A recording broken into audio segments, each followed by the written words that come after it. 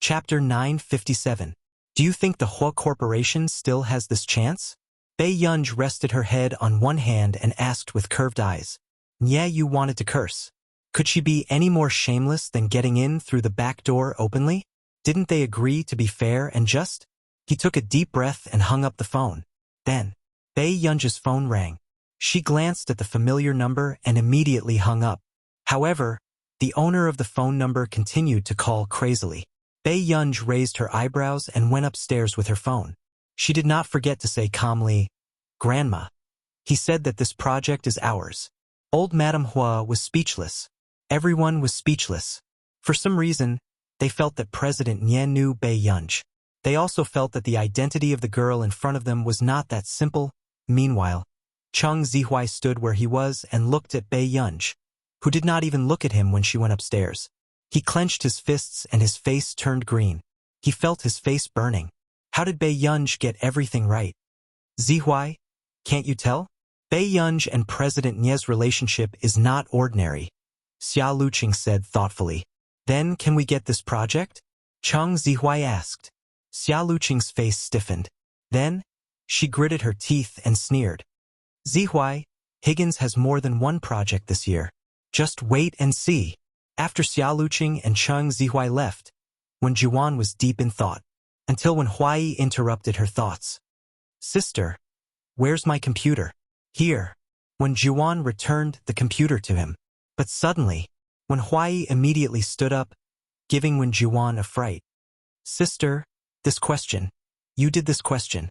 When Huai asked in disbelief, Wen Juan asked instinctively, what question? It's a question left behind by our school's professor. I've been trying to solve it for half a semester, but I still can't solve it. Someone actually solved it. When Juan paused, she remembered that when she gave it to Bei Yunj, it seemed to be blank. At this moment, when Huai couldn't wait to take a picture and send it to the professor and class group. In an instant, it caused an uproar in the class group, as well as the attention of the professors. When Huai went out to answer the call, when he heard the professor's praise, he couldn't hide his excitement. At the same time, he was also asking him who came up with the idea of solving the problem.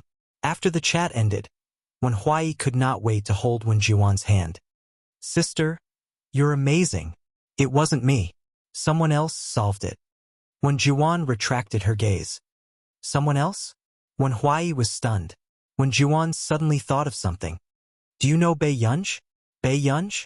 I don't know, but it sounds a little familiar, Wen Huai said hesitantly. Then I don't think so. Wen Juan turned around and asked. She was really crazy. She almost suspected that Bei Yunj was the teaching assistant of Yun University's junior class. Upstairs. What's wrong? Bei Yunj drank water and sat on the carpet, looking at the rabbit lantern that Mo had sent her last time. You're going through the back door and breaking the rules, Nye said impartially. Yes, in order to make my elders happy, I can only do this. Pei Qinghan smiled lazily. Nye was speechless. If there's nothing else, I'll hang up first. Remember to send the contract to the Hua Corporation. Bei Yunj did not forget to remind him at the end. However, after hanging up, Bei Yunj lowered her eyes and saw red spots on her body. She was allergic again. End of chapter. Chapter 958. Bei Yunj took out the box of allergy medicine from the drawer. After thinking for a moment, she took out 2 more pills and drank them with water. Although Cui Hengchuan had called her and told her that the chances of her relapse were very low and that she shouldn't take the medicine anymore. Perhaps if he ate too much, the side effects would be more than just allergies. However, Bei Yunj did not want to cause any trouble for the Hua family, especially at such an important occasion like Old Madame's birthday banquet tomorrow. That night, Bei Yunj also went to bed early. In the bar. Master Du, aren't you going to drink more? The man who had just returned to China held a wine glass and smiled. Suyu, is this your first day meeting Master Du? Whenever he drinks a little wine, he starts to ignore people. Yuhan Ran shook his head. On the other hand, Zhang Su remembered the previous drinking contest between Yuhan Ran and Bei Yunj. He never dared to tell Yuhan Ran that he was actually beaten up by Master Du after he got drunk that time. You guys continue drinking, this meal is on me. I'll head back first. Hoshidu held a cigarette between his fingers and spoke in a light and lazy tone. Going back just like that? So you found it strange. In the past, when he returned to the old residence to stay, Hoshidu was most likely unwilling to go back early. After all, old Madame Hua's desire to have a grandson had never stopped. So you've been abroad for too long. You still don't know what kind of vixen Master Du has at home. After saying this, Hoshidu glanced at him indifferently. Yuhanran immediately changed his words. Ancestor. I raised a little ancestor. Oh? Su Yu's interest was immediately piqued. He didn't expect such a thing to happen. Master Du, when are you going to bring her out for a look? Take a look. However, she did not expect the man to nonchalantly put out the cigarette in his hand. His laziness faded as he looked up and asked, Why? Is it for you to see? Su Yu. Did he step on a minefield? Su Yu and Hoshidu had known each other for so many years, but he had never expected that the person Yuhanran mentioned would have such weight in Hoshidu's heart. He did not look like the Hoshidu of the past at all. He looked like he had no desires. For the first time in more than 20 years, she realized that Hoshidu was also possessive. You guys continue playing. Hoshidu left with his coat after saying that, so you couldn't help but turn his head. Old Han, what's the situation with Master Du's wife? What's the situation? So you listen to me. Don't provoke the one from Master Du's family. Stay as far away from her as possible. In this regard, Yuhanran was someone who had suffered before. Su Yu hesitated. Is her character not good? Yuhanran smiled. You can't say that about her. Then he continued, It's just that I don't often interact with people. Su Yu, this evaluation didn't sound right no matter how he listened to it. After returning to the old house, the lights downstairs were already off. Hoshidu's night vision was quite good. He did not turn on the lights and walked slowly to the second floor. However, he kept feeling that someone was secretly watching him. But when he turned around, he didn't see anyone. Hoshidu returned to the bedroom. He had just finished showering and was walking to the table to pick up a book when he suddenly heard movement at the door. The man casually glanced to the side and saw the door quietly open, revealing a head. He looked at the little girl in front of him sizing up his room and couldn't help but laugh in a low voice. It was so deep and magnetic that it made one's ears burn. Child, did you come to my room to steal something? Not long after, Hoshidu noticed that the little girl in front of him didn't seem to be acting normally. P.S. Thank you, children, for voting for Master Pei. He is still #1 on the monthly votes list. Are there any more children who want to vote for him? Pinch face. Chapter 959. She was also holding a brown teddy bear that was usually not very favored. Bei Yunji's usual carefree appearance was different. Her clear eyes were emotionless. She only raised her head and looked straight at the half-naked man. The man's figure was very good. His perfect abs and strong waist, as well as his faintly discernible Apollo's belt, almost made people blush. After Hoshidu felt Bei Yunji sizing him up, he casually pulled off a short-sleeved shirt and put it on. Aren't you going back to sleep? As soon as he finished speaking, Bei Yunji suddenly pushed open the door, locked it from the inside, and walked in. Even Hoshidu did not expect this series of actions. The next moment he saw Bei Yunji walking straight towards him. She suddenly reached out and hugged his strong waist tightly. The man felt her furry head rubbing against his chest and his Adam's apple tightened. When he sorted out his emotions, his sexy Adam's apple bobbed, but his eyes turned dark. Yun. The little girl in front of him was indeed not in the right state. Bei Yunji did not let go or answer Hoshidu's question. She seemed to be sleepwalking. However, he had never seen the little girl in such a state before. The man suddenly asked casually, Do you want to eat fruit? The atmosphere was silent for a long time. Just when Hoshidu thought that Bei Yunji was unconscious, he heard her speak again. No. Hoshidu curled his lips. His pale-colored eyes were long and beautiful. Under the light, it was a reflection of day and night. He chuckled softly. His magnetic and hoarse voice was seductive as he dragged out the last syllable. Does Yun like candy or little bears? If it were any other time, Bei Yunj would definitely stay away from these fluffy toys and scoff at them. But at this moment, the girl said honestly, "Little bears."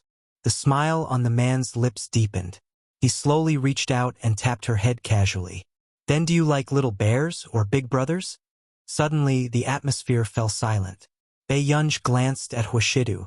She was a little hesitant, as if it was difficult for her to make a choice. This reaction was also unexpected in the man's eyes. Huashidu raised his eyebrows and laughed in anger. He did not expect that he could not compare to a stupid bear. He pinched her face punitively. "What do you mean, Yun? Did I dote on you for nothing?" Bei Yunj immediately said, "I like Big Brother." "Little liar." Huashidu smirked. "You even came over to take advantage of me when you were sleepwalking." "Huh?" The little girl in front of him looked different from usual and was indeed cute. But Huashidu was worried about Bei Yunj's safety. "Go back to your room and sleep?" After Huashidu asked, Bei Yunj immediately let go of his hand and looked at him with dissatisfaction. The man chuckled softly. He took the girl's hand and squatted down. His eyes were extremely dark, hiding all the light, but it made people's hearts beat faster. His low voice was ostentatious and seductive. Yun, do you like me that much?" The little girl who was sleepwalking was conscious, but she could not read the emotions in the man's eyes. She also squatted down and placed her hands on her knees. She looked extremely obedient, which was a huge contrast to her usual appearance. "Brother, I'll sleep with you." The man's gaze instantly darkened and became difficult to distinguish. The mole on his Adam's apple moved slightly, making people blush and their hearts beat faster. However, the culprit was looking at him seriously and quietly waiting for his reply. Chapter 960. Half an hour later. Huashidu looked at the girl sleeping on his bed, then casually retracted his gaze and walked to her side. After coaxing the girl to sleep first, he went to take a shower. However, he did not expect that when he came out, the girl seemed to have fallen asleep. He sat by the bed and caressed the girl's cheek with the back of his slender fingers. It was gentle and ambiguous, and his eyes were half dark. His deep voice was still casual. "Child, is there anything you don't want others to know?" The girl on the bed had her eyes closed. Her exquisite and bright eyes had become more docile. Huashidu gently tidied the black hair by her ear, took a thin blanket, and covered her with it. Then he carefully carried her up. Night. The man carried the girl in his arms and walked through the corridor to another bedroom. Only a small night light was turned on inside. Outside the bed, the moon was bright and the stars were sparse. A corner of the dark branches was revealed, and everything was lonely. Huashidu gently placed her on the bed and tidied up the blanket. From the corner of his eye, he saw the medicine on the bedside table. One box was filled with medicine that was not properly packaged. The other box was filled with allergy medicine. The man's eyes darkened. He held the box of medicine that was not properly packaged and noticed the logo at the bottom of the back. Yun Chung Pharmaceutical Research Institute. Soon, Huashidu put down the medicine and walked to the balcony to make a call. If Bei Yunj heard it, she would realize that Huashidu was contacting Zhong Shanglin. "Mr. Hua, what happened?" Zhong Shanglin was about to sleep when he received a call from Huashidu. It was a little strange. "What medicine did you prescribe for her?" Huashidu asked straightforwardly. "It's an inhibitory psychotropic medicine jointly developed by the Psychological Research Institute and Yun Chung Pharmaceutical Research Institute." After Zhong Shanglin finished speaking, he reacted. "That's not right. Gu is allergic to that medicine. She shouldn't be taking this medicine anymore." Allergic? Huashidu also remembered that Bei Yunj had a high fever and was hospitalized for allergies. Yes, she only discovered her allergy a while ago. This girl should have stopped by now. "Don't worry," Zhong Shanglin responded. Zhong Shanglin had actually told Huashidu many things, but Bei Yunj did not know yet. "She's still taking the medicine." Huashidu's eyes were so dark that they couldn't be seen clearly, and his voice was emotionless. "Has she been in a bad condition recently?" "It's not that bad." Zhong Shanglin was also puzzled. Previously, when her condition was unstable, I didn't see her insist on taking this medicine. Why are you still taking this medicine when you know that you're allergic? As soon as he finished speaking, Huashidu's index finger moved slightly, as if he knew the reason. It happened to be old Madame's birthday banquet in a few days. Mr. Hua? Mr. Hua? Zhong Shanglin shouted a few times before Huashidu came back to his senses. His pale-colored eyes glanced at the girl behind the glass door. It's fine now. If possible, I hope Elder Zhong can send me a copy of Yunyan's physical test data in all aspects. After hanging up the phone, the man smoked a cigarette on the balcony. When the smell of smoke dissipated from his body, he entered the bedroom. Huashidu picked up the medicine on the table and glanced at Bei Yunj. He subconsciously sat over and pinched the little girl's face as if he was punishing her. Only then did he get rid of his irritable and funny anger. At the same time, his heart inevitably ached. What kind of environment did a girl have to grow up in to have a shadow of sensitivity and inferiority in the depths of her heart, no matter how outstanding and powerful she was? P.S. There's still a sugar that hasn't been written yet. Let me straighten out the plot first. End of this chapter. Chapter 961. The man took the medicine and was about to close the bedroom door and leave when he suddenly saw Alaskan sitting on the spot in a daze, looking at him with its head tilted. Suddenly, the man curled his lips and slowly opened the medicine box in his hand. When Alaskan saw this, it was instantly agitated. It lowered its voice and whimpered, looking very impatient. It did not doubt human nature at all. Huashidu handed the medicine box to Alaskan and patted its head. He smiled lazily and said, "Bite this tomorrow and let sister play with you." Alaskan whimpered and rubbed against Huashidu's pants before biting the medicine box. The next day, Bei Yunj woke up and did not notice anything strange. If she had to say that something was wrong, it would be that the medicine on the table was gone. She moved her eyebrows and realized that the door was not closed last night. After going downstairs, Bei Yunj saw Huashidu eating and sitting at the side as if nothing had happened. "Brother," Huashidu replied unhurriedly, Did you enter my room last night?" Bei Yunj probed. However, Bei Yunj seemed to have slept very soundly last night and did not feel anything. Huashidu only glanced at her indifferently and asked slowly, "What's wrong?" "I think I lost something," Bei Yunj said. "What is it?" After Huashidu asked this, Bei Yunj instantly fell silent. She had not told Huashidu about this. It's not anything important. Bei Yunj held a spoon and scooped the porridge. However, she still felt that only Huashidu would enter her room. Just as Bei Yunj's thoughts were running wild, suddenly, something fluffy rubbed against the side of her leg. She looked down and saw that it was Alaskan. The thing it was biting on looked very familiar. It was her medicine box. At this moment, Alaskan still wanted its owner to play with it and wagged its tail happily. Bei Yunj. All right, the culprit had appeared. What is Alaskan biting in its mouth? Huashidu asked calmly. Before he could look over, Bei Yunj quickly snatched the medicine box from Alyssa's mouth and smiled. There's something dirty outside. Huashidu did not expose her. He only raised his eyebrows lightly. Is that so? Bei Yunj nodded in response. She maintained a smile on her face and did not notice the faint smile on the man's face. Afternoon. Bei Yunj deducted half of the snacks in Alyssa on the grounds that it was healthy to lose weight. Although Momo's heart ached, he also felt that Alyssa had gained a lot of weight after he brought him home. Last time, the doctor had said that if Alyssa continued to gain weight, her lifespan would decrease. He waited until nightfall. Huashidu walked to the long corridor and gave the listless Alyssa some snacks. Your master's temper isn't small either. Huashidu combed Alaskan's fur. Alaskan seemed to be able to understand and whined pitifully. It didn't know that it was taking the blame for this man. At night, the birthday banquet was exceptionally lively. Bei Yunj stood on the balcony on the second floor. Suddenly, she heard hurried footsteps. Mr. Hua. Bei Yunj's eyebrows moved and she looked inside. Butler? Are you looking for brother? The butler was stunned for a moment and could not hide the anxiety in his voice. Yes, those people are really here again and want to take little master away. What should we do?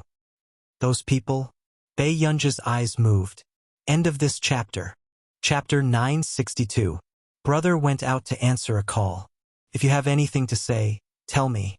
Bei Yunj threw the wine can into the trash can. Miss Pei? I'm not sure about the details. I only know that it seems to be someone from the Tang family in Continent K. Continent K? Bei Yunj knew about the existence of this continent. There were many supranational organizations in it, and they were not bound by any country. Even the Indomitable Music Alliance was established in Continent K. Where's MOMO? Bei Yunj walked downstairs and asked unhurriedly. Miss, the people in Continent K are not to be trifled with. You'd better. Before the butler could finish, she interrupted him. Today is the old madam's birthday banquet. Just maintain the order of the birthday banquet. Yes. The butler was also inexplicably afraid of this girl, who had been brought by Mr. Hua. Bei Yunj was born with a smile. Her eyes were curved, but they were naturally intimidating. It was an aura that did not match her age. Downstairs, Bei Yunj saw that the atmosphere was not right. Everyone was whispering. She took a sip of red wine. Man, Gu-er, what's wrong? Yumanran was also shocked by the sudden arrival of the person. When he saw Bei Yunj, he heaved a sigh of relief. Help liven up the atmosphere. The banquet continues. Today is a joyous occasion. Bei Yunj placed the wine glass on the table and wiped her hands. Gu-er, what are you planning to do? Yumanran grabbed Bei Yunj's hand. Wait a little longer. Wait for Master Du to come back. She was worried about Bei Yunj's safety. It's not a big deal. Bei Yunj curled her lips and left the living room. Seeing this, Yumanran could only walk to the piano and play Spring Night Banquet. The atmosphere at the scene was slowly stirred up. On the second floor of another building around the corner, Bei Yunj heard Mo's voice, but she was speaking fluent our nation's language. It was still a childish voice, but it was filled with determination. I'm not Fernand's child, nor am I a child of the Tang family. Old Madame Hua, hiding this child won't do you any good. Besides, Momo isn't related to you by blood. Don't you know that? The people of the Tang family were calm and composed. There were more than 10 bodyguards outside the door. They had indeed come prepared. Grandma, I'm not going with them. Momo was wearing a small suit. He hugged old Madame Hua's neck tightly and whispered, Momo has been by my side since he was 1 year old. He is the biological grandson of the Hua family.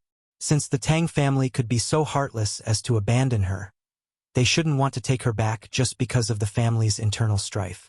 Old Madame Hua also refused to give in. Old Madame Hua, are you refusing a toast only to drink a forfeit? The young woman sitting opposite her sneered and said in a contemptuous tone, You must know that Continent K's resources are far superior to yours. Letting Momo return to the main family is the best choice. In your dreams. Old Madame Hua sneered, unmoved. As soon as she finished speaking, the young woman suddenly smashed the cup on the table. It's just the Hua family. Do you really think that the Tang family won't dare to touch them? Actually, the Tang family was indeed afraid. They were not afraid of the Hua family, but Huashidu. A few years ago, they had been attacking the Hua family non-stop. In the end, they did not expect that they would retaliate against the Tang family. However, when they investigated Huashidu's background, they found nothing. Suddenly, a clear and lazy voice sounded. Grandma, the birthday banquet downstairs has started. End of this chapter. Chapter 963. Old Madame Hua did not expect Bei Yunj to come up at this time. Gu-er, take Momo downstairs first. Before old Madame Hua could finish speaking, the older man suddenly spoke. Old Madame Hua, I came here to discuss with you. It's better for Momo to stay here. More than 10 bodyguards blocked the corridor. Bei Yunj put her phone back and glanced at them leisurely. Then, she smiled lazily and said, Grandma, let me entertain the guests. You can go downstairs first. But, Bei Yunj whispered into old Madame Hua's ear, Go and find brother. Old Madame Hua frowned. She was still worried about Bei Yunj's safety. Guer, you go down first. There are too few desserts downstairs. Grandma, remember to get someone to prepare more. I haven't had dinner yet. Bei Yunji's tone was lazy, but she did not allow anyone to object. Old Madame Hua saw that Bei Yunji's attitude was firm, so she could only purse her lips and prepare to go downstairs to call Huashidu before rushing up. However, she did not expect that Bei Yunji would simply close the door to the living room. Who are you?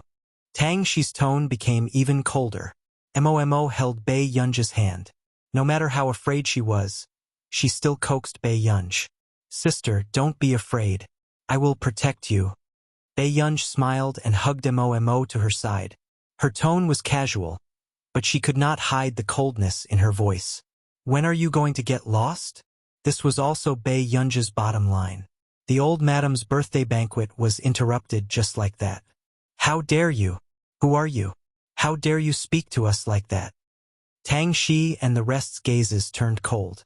They did not expect that there would be someone in Country A who dared to provoke their Tang family. Bei Yunji's bright eyes were unrestrained. Her deep eyes seemed to be bloodshot, but she lowered her eyes to hide her cleanness. She licked her lips and asked slowly, "What's wrong? You want to fight? I won't abide by the rules of Country A. If you dare to stop us, you can see if you have the life to do so." Tang Qian was arrogant and her eyes were cold. She picked up the gun and pointed it at Bei Yunji.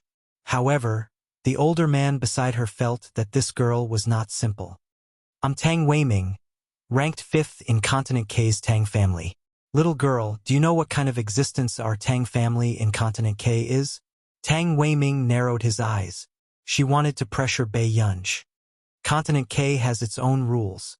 Aren't you afraid of offending people by coming to our Yun city to snatch people? Bei Yunji's lips suddenly curled into a smile. She stood up and walked over to Tang Shi in a few steps. Tang Shi subconsciously pointed the gun at Bei Yunji and her gaze turned cold. Bei Yunji sneered and pressed her chest against the muzzle of the gun. Miss, do you think we don't dare to open it? Tang Weiming asked coldly. It was the first time she met a girl of this age who was not afraid of death. Yes. Bei Yunji's eyes were wild and unruly. She said slowly and playfully, "If you touch me, the Tang family will be buried with me." You! Tang Shi was instantly enraged. She gritted her teeth and loaded the gun. But unexpectedly, suddenly, a red ray of light was pressed against her chest. Tang Shi was stunned and her body stiffened. Tang Weiming also came back to her senses. What's going on? Your head. The subordinate's face turned pale. Tang Weiming happened to glance at the mirror beside her and found that there was also a red dot on her forehead. It was a long-range gun and it was aimed at them. The dozens of bodyguards around them were also aimed at. End of chapter. Chapter 964. Just as Tang Shi was panicking, she suddenly heard the sound of a helicopter's propeller outside the window. Hello, everyone. I'm the captain of the Falcon team from Country A's 1st District. Lu Zhongzhou's voice came from the balcony through the electric current. As for the lady inside, don't tell me you want to try and see whose gun is faster? This time, the Tang family completely reacted. The person outside was a soldier from this country. Who exactly are you? Tang Weiming gritted his teeth and glared at Bei Yunji with red eyes. His face was slightly distorted. He didn't expect that one day he would fail in such a small task. Tang Shi's hands also stiffened. After hearing those words, she almost couldn't hold the gun. Bei Yunji glanced at him slowly. His eyes curved as he asked unhurriedly, "Are you qualified to know?" These words made Tang Weiming and Tang Shi's expressions extremely ugly. However, it had only been 10 minutes since Bei Yunji walked in, and so many people from the country had appeared. This proved that Bei Yunji's identity was not simple. At the same time, someone broke through the door and entered. "Miss Pei, are you all right?" "I'm fine." After Bei Yunji answered, he held Mo's hand and led him out of the door. At the door, old Madame Hua was a little surprised by this situation. When she saw Bei Yunji, she came back to her senses. "Guer, these people are..." "Grandma, bring Mo downstairs. I still have some things to deal with." Bei Yunji didn't say much. But old Madame Hua could also sense that these people knew Bei Yunj. Okay. Guer, come down early too. Old Madame Hua could only nod. Okay. What's wrong with these people? They don't look like people from our country. Lu Zhongzhou narrowed his eyes and sized up those people. Yes, they're from the Tang family of Continent K. Bei Yunj looked at Tang Weiming and the others who were tied up and escorted downstairs. What continent? Lu Zhongzhou's body instantly froze. Continent K, the Tang family. Bei Yunj reminded him gently. Lu Zhongzhou. How did this ancestor offend the people of Continent K? Even he didn't know much about the independent forces in Continent K. Did he offend a force from Continent K without even leaving his house? Lu Zhongzhou took a deep breath. Bei Yunj, the forces in Continent K are no joke. You should be more careful next time. Will it give you a lot of trouble? Bei Yunj asked. Lu Zhongzhou was stunned for a moment. His hand, which was wearing a black leather glove, caressed Bei Yunj's head. Your age and your talent are the hope of our country, eh? No one wants anything to happen to you. Uncouth people like us have never seen any amazing scientists in our lives, so we also want to see you reach the top. Being able to protect you is also a merit that we can take out. Back then, the higher-ups had originally discussed sending Bei Yunj to Neely University to receive the highest level of education and let Lu Zhongzhou and the others protect her. However, they never thought that Bei Yunj's growth would exceed everyone's imagination. The 19-year-old Farizik Prize. The 19-year-old Busaka nomination. Bei Yunj's results had turned the academic circle upside down. However, they were also careful and signed an agreement with some people in the academic circle not to disclose her age to the public. In other countries, the academic circle also avoided having anything to do with the political circle. Of course, there were very few undercover scholars. No matter how young the other countries guessed, they probably never thought that her real age was only around 20. Lu Zhongzhou had just escorted her downstairs when he heard someone calling Bei Yunj. Yun Yun. The man's voice was pleasant and familiar to Lu Zhongzhou. He turned around and was stunned when he saw Huashidu's face clearly. Brother. Bei Yunj had just walked up to Huashidu when she saw him holding her favorite cake. Huashidu handed the cake to Bei Yunj. It looks like there are guests at home. Bei Yunj took the cake bag. Before she could speak, she heard Lu Zhongzhou probe. Sir, have we met somewhere before? Lu Zhongzhou had been to Continent K on a mission. He seemed to have seen this person there before, but he could not be sure. We have indeed met before. I saw you in the war zone. The man looked elegant and noble. He was wearing a black suit and a long coat. His temperament was light and lazy, and his pale-colored eyes were indifferent. Lu Zhongzhou hesitated. Is that so? God Lu, isn't your method of investigation too old-fashioned? The team member beside him said. Lu Zhongzhou hid his panic. What nonsense are you talking about? I just think that Mr. Hua is too handsome and I'm afraid that Miss Pei will be deceived. The team member muttered. Who in the war zone doesn't know that you and God Tan raised Miss Pei as a daughter? Huashidu's face was indeed too aggressive. His temperament was ascetic and cold, but his pair of peach blossom eyes could make people blush. The scumbag vibe of a refined scum was vividly reflected on him. What nonsense are you talking about? Lu Zhongzhou was interrupted by his team member and forgot his original thoughts.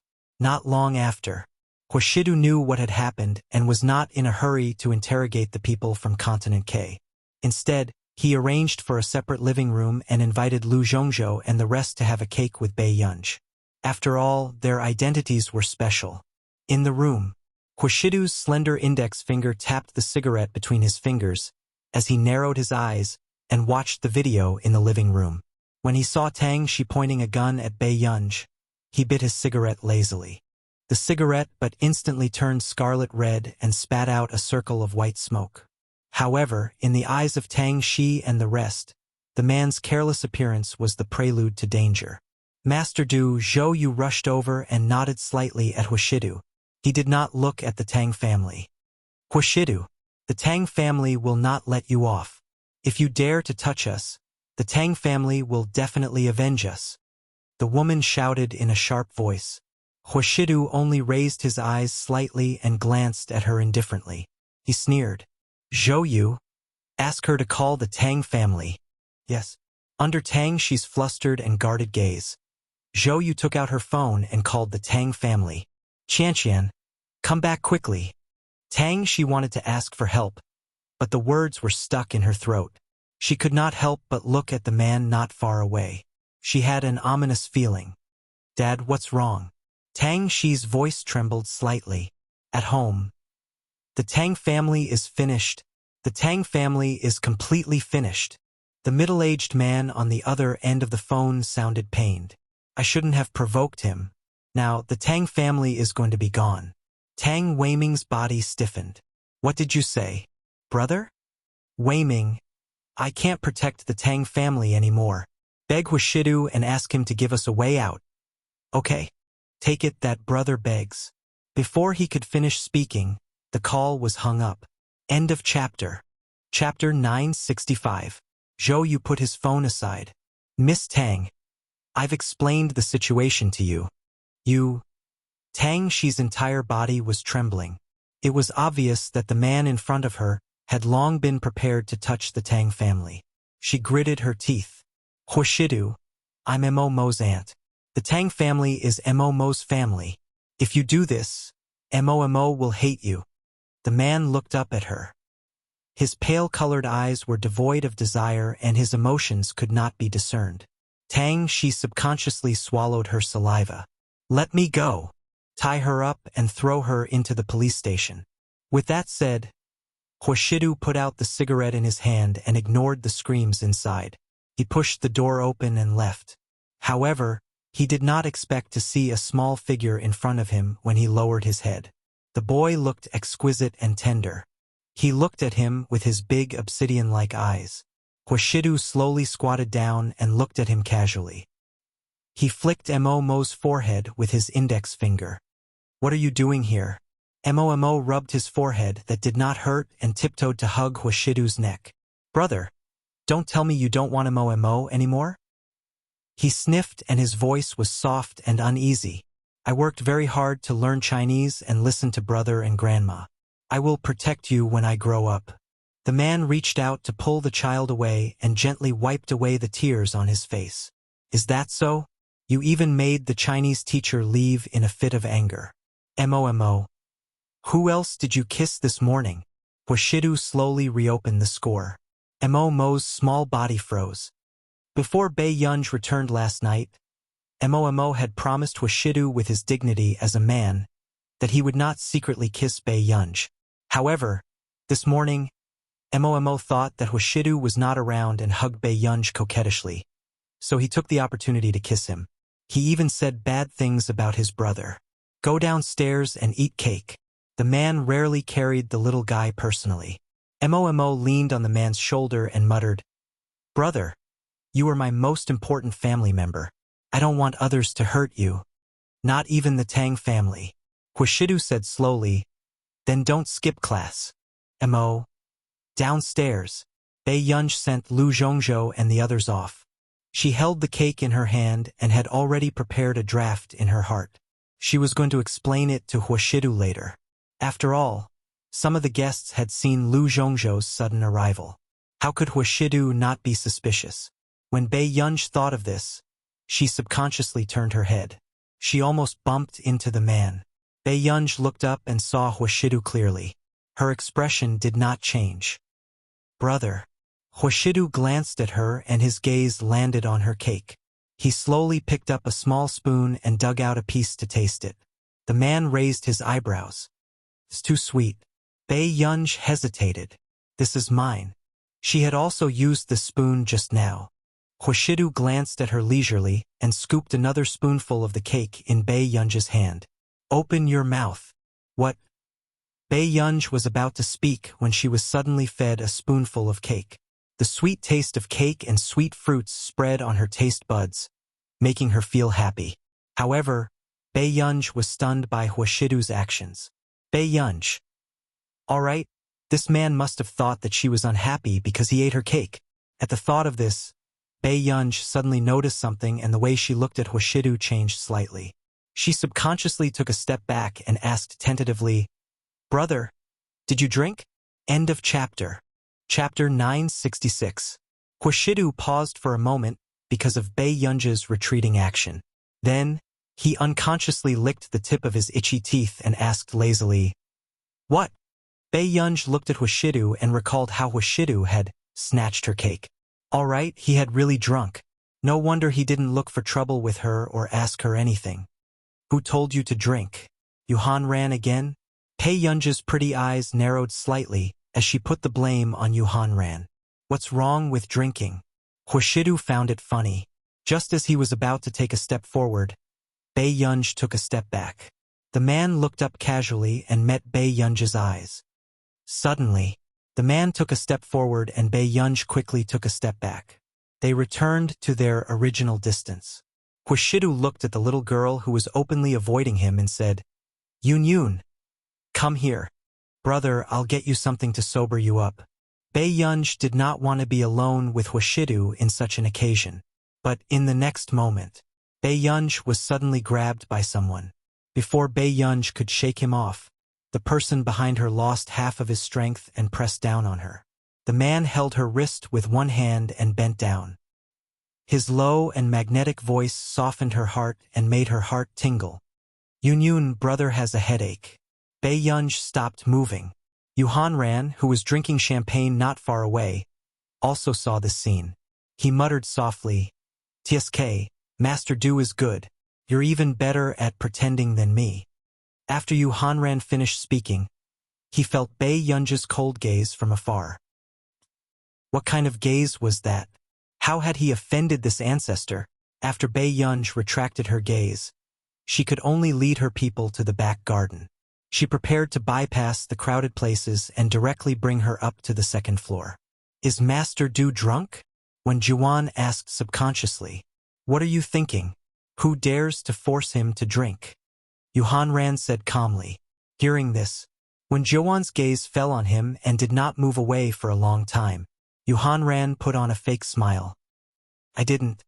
When Juan came back to her senses and looked at the man supported by Bei Yunji, her long eyelashes trembled slightly. "Then he is pretending to be drunk and taking advantage of a young lady." Yuhan Ran was obviously an experienced person. However, when Juwan's body froze and her expression turned ugly, the man she adored was an unreachable flower in her heart. How could he? When Juwan blushed and pursed her lips. "Miss Wen, a man is a man. In front of the person he likes, he will only be an ordinary person." Yuhan Ran knew very well what Wen Juwan was thinking. There was a deep look in his eyes. Everyone has desires. When Juwan's heart skipped a beat, when she turned her head with a stiff neck, she happened to meet his deep eyes. Not long after, Yuhan Ran watched as Wen Juwan fled. He sneered and continued to drink. In the north stairwell, Bei Yunji helped the man to the balcony on the second floor. Bei Yunji saw that the man was still well-behaved today and was not like last time. She heaved a sigh of relief. The man was also thinking, why did Bei Yunji look so afraid of him drinking? Suddenly, Bei Yunji pinched his face with both hands. She seemed to be holding a grudge. "Don't you think you're in danger when you're drunk?" After acting like a hooligan, he lost his memory. This was the first time the man's face was pinched. Looking at this young lady's bold behavior, she was relying on the fact that he would not remember when he was sober. Chapter 967. He did not stop the little girl's dangerous actions.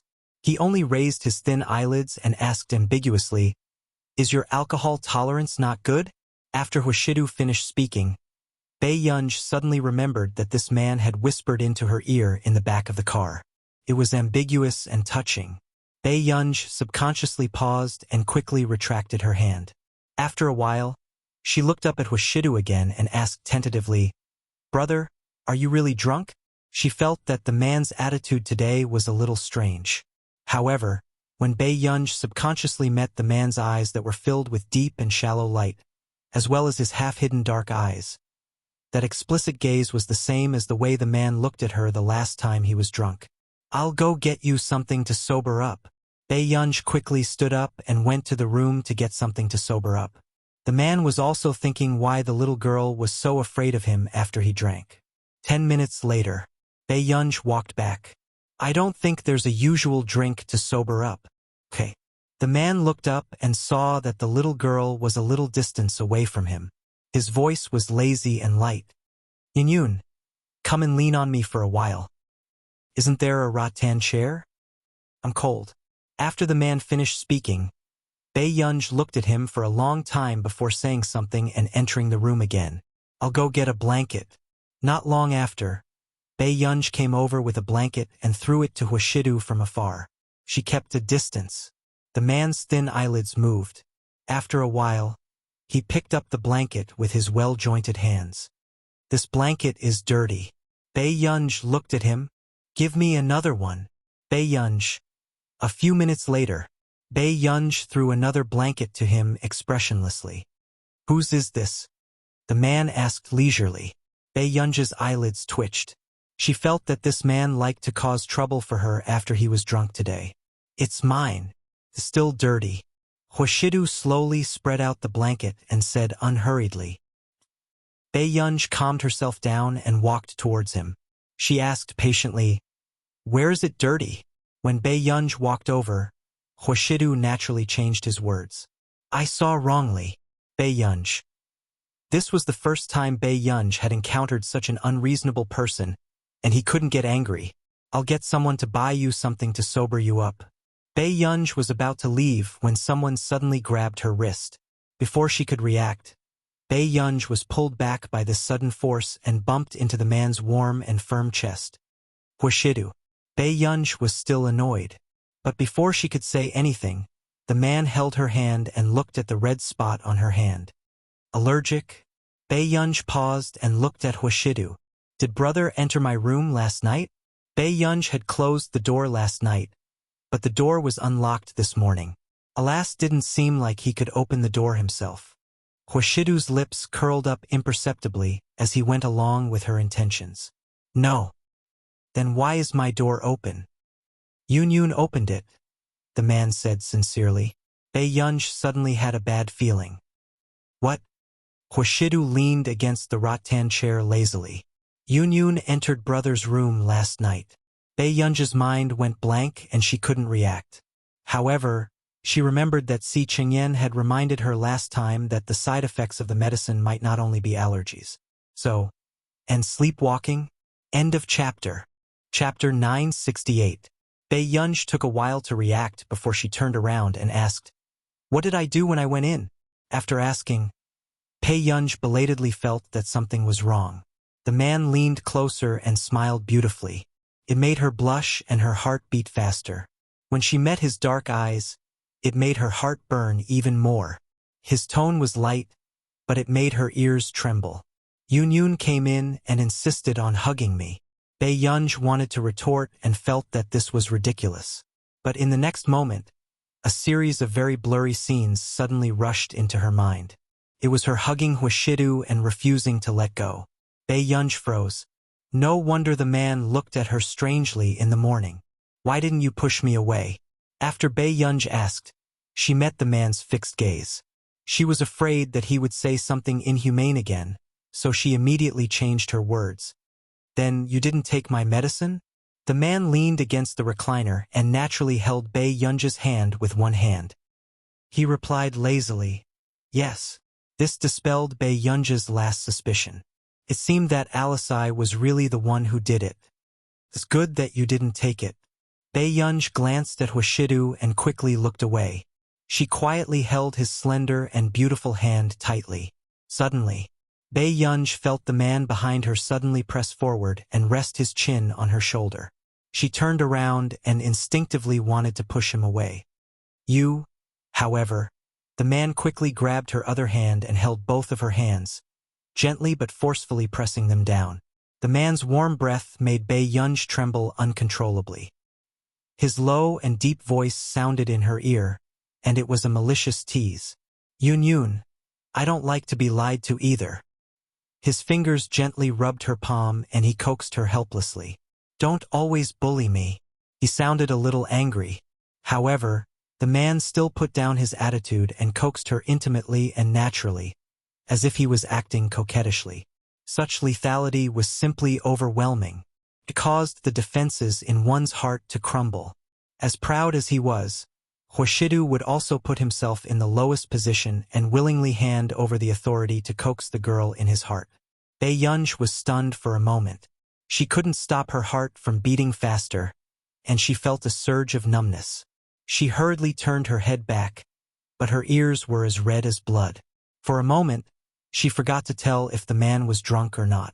Seeing how red the little girl's ears were, the man curled his lips and pinched her cute little ears with his jade-like index finger. Yun, are you cold? Why are your ears red?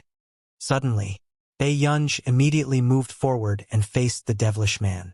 Hoshidu, are you pretending to be drunk? The man raised his eyebrows and looked at the little girl in front of him. He was a little angry. Big brother has a secret. Hoshidu looked at her for a while and casually tidied up the blanket. He smiled slowly and said, Last night, Yun came to my room and said that she wanted to sleep with brother. Soon, before Hoshidu could finish speaking, Bae-yunj instinctively reached out and covered the man's mouth. She felt that if he continued speaking, she wouldn't want to see his face again tomorrow. But in the next moment, Bae-yunj suddenly felt as if her palm had been swept by a feather. Just now, this man kissed her hand and heart. At this moment, Bae-yunj immediately retracted her hand. Her ears were burning and her expression was about to crack. End of this chapter. Chapter 969. At this moment, Bae-yunj's uncontrollable heartbeat disrupted her rationality. A certain wire in her mind seemed to have been burned and short-circuited. What are you doing? However, the man's low laughter was hopelessly sexy. His peach blossom eyes curved gently, and the corners of his upturned eyes were seductive. His posture was lazy and ostentatious. When Bae-yunj instinctively looked up, fireworks happened to rise into the sky. It cast a shadow on the man's handsome face, making him look even more distinct. Light flowed in the depths of his deep, indistinguishable eyes, like the interplay of day and night. After a while, Pei Qian continued to question him without much confidence. Kiss me. However, the man suddenly pressed forward, his voice casual and joking. Where do you want me to kiss? Bae-yunj suddenly stood up, her hair standing on end. Her hands were still stiff. She glanced at Hoshidu and left the balcony. She looked like she was fleeing. On the balcony, the man's deep and magnetic laughter made people blush and their hearts race. It was lazy and sexy. At the Computing Institute, Professor C. Is there something wrong with our teacher recently? Jasmine and Tich hesitated for a while before asking Si Chengyan about this. What's wrong? Si Chengyan glanced at them through the screen.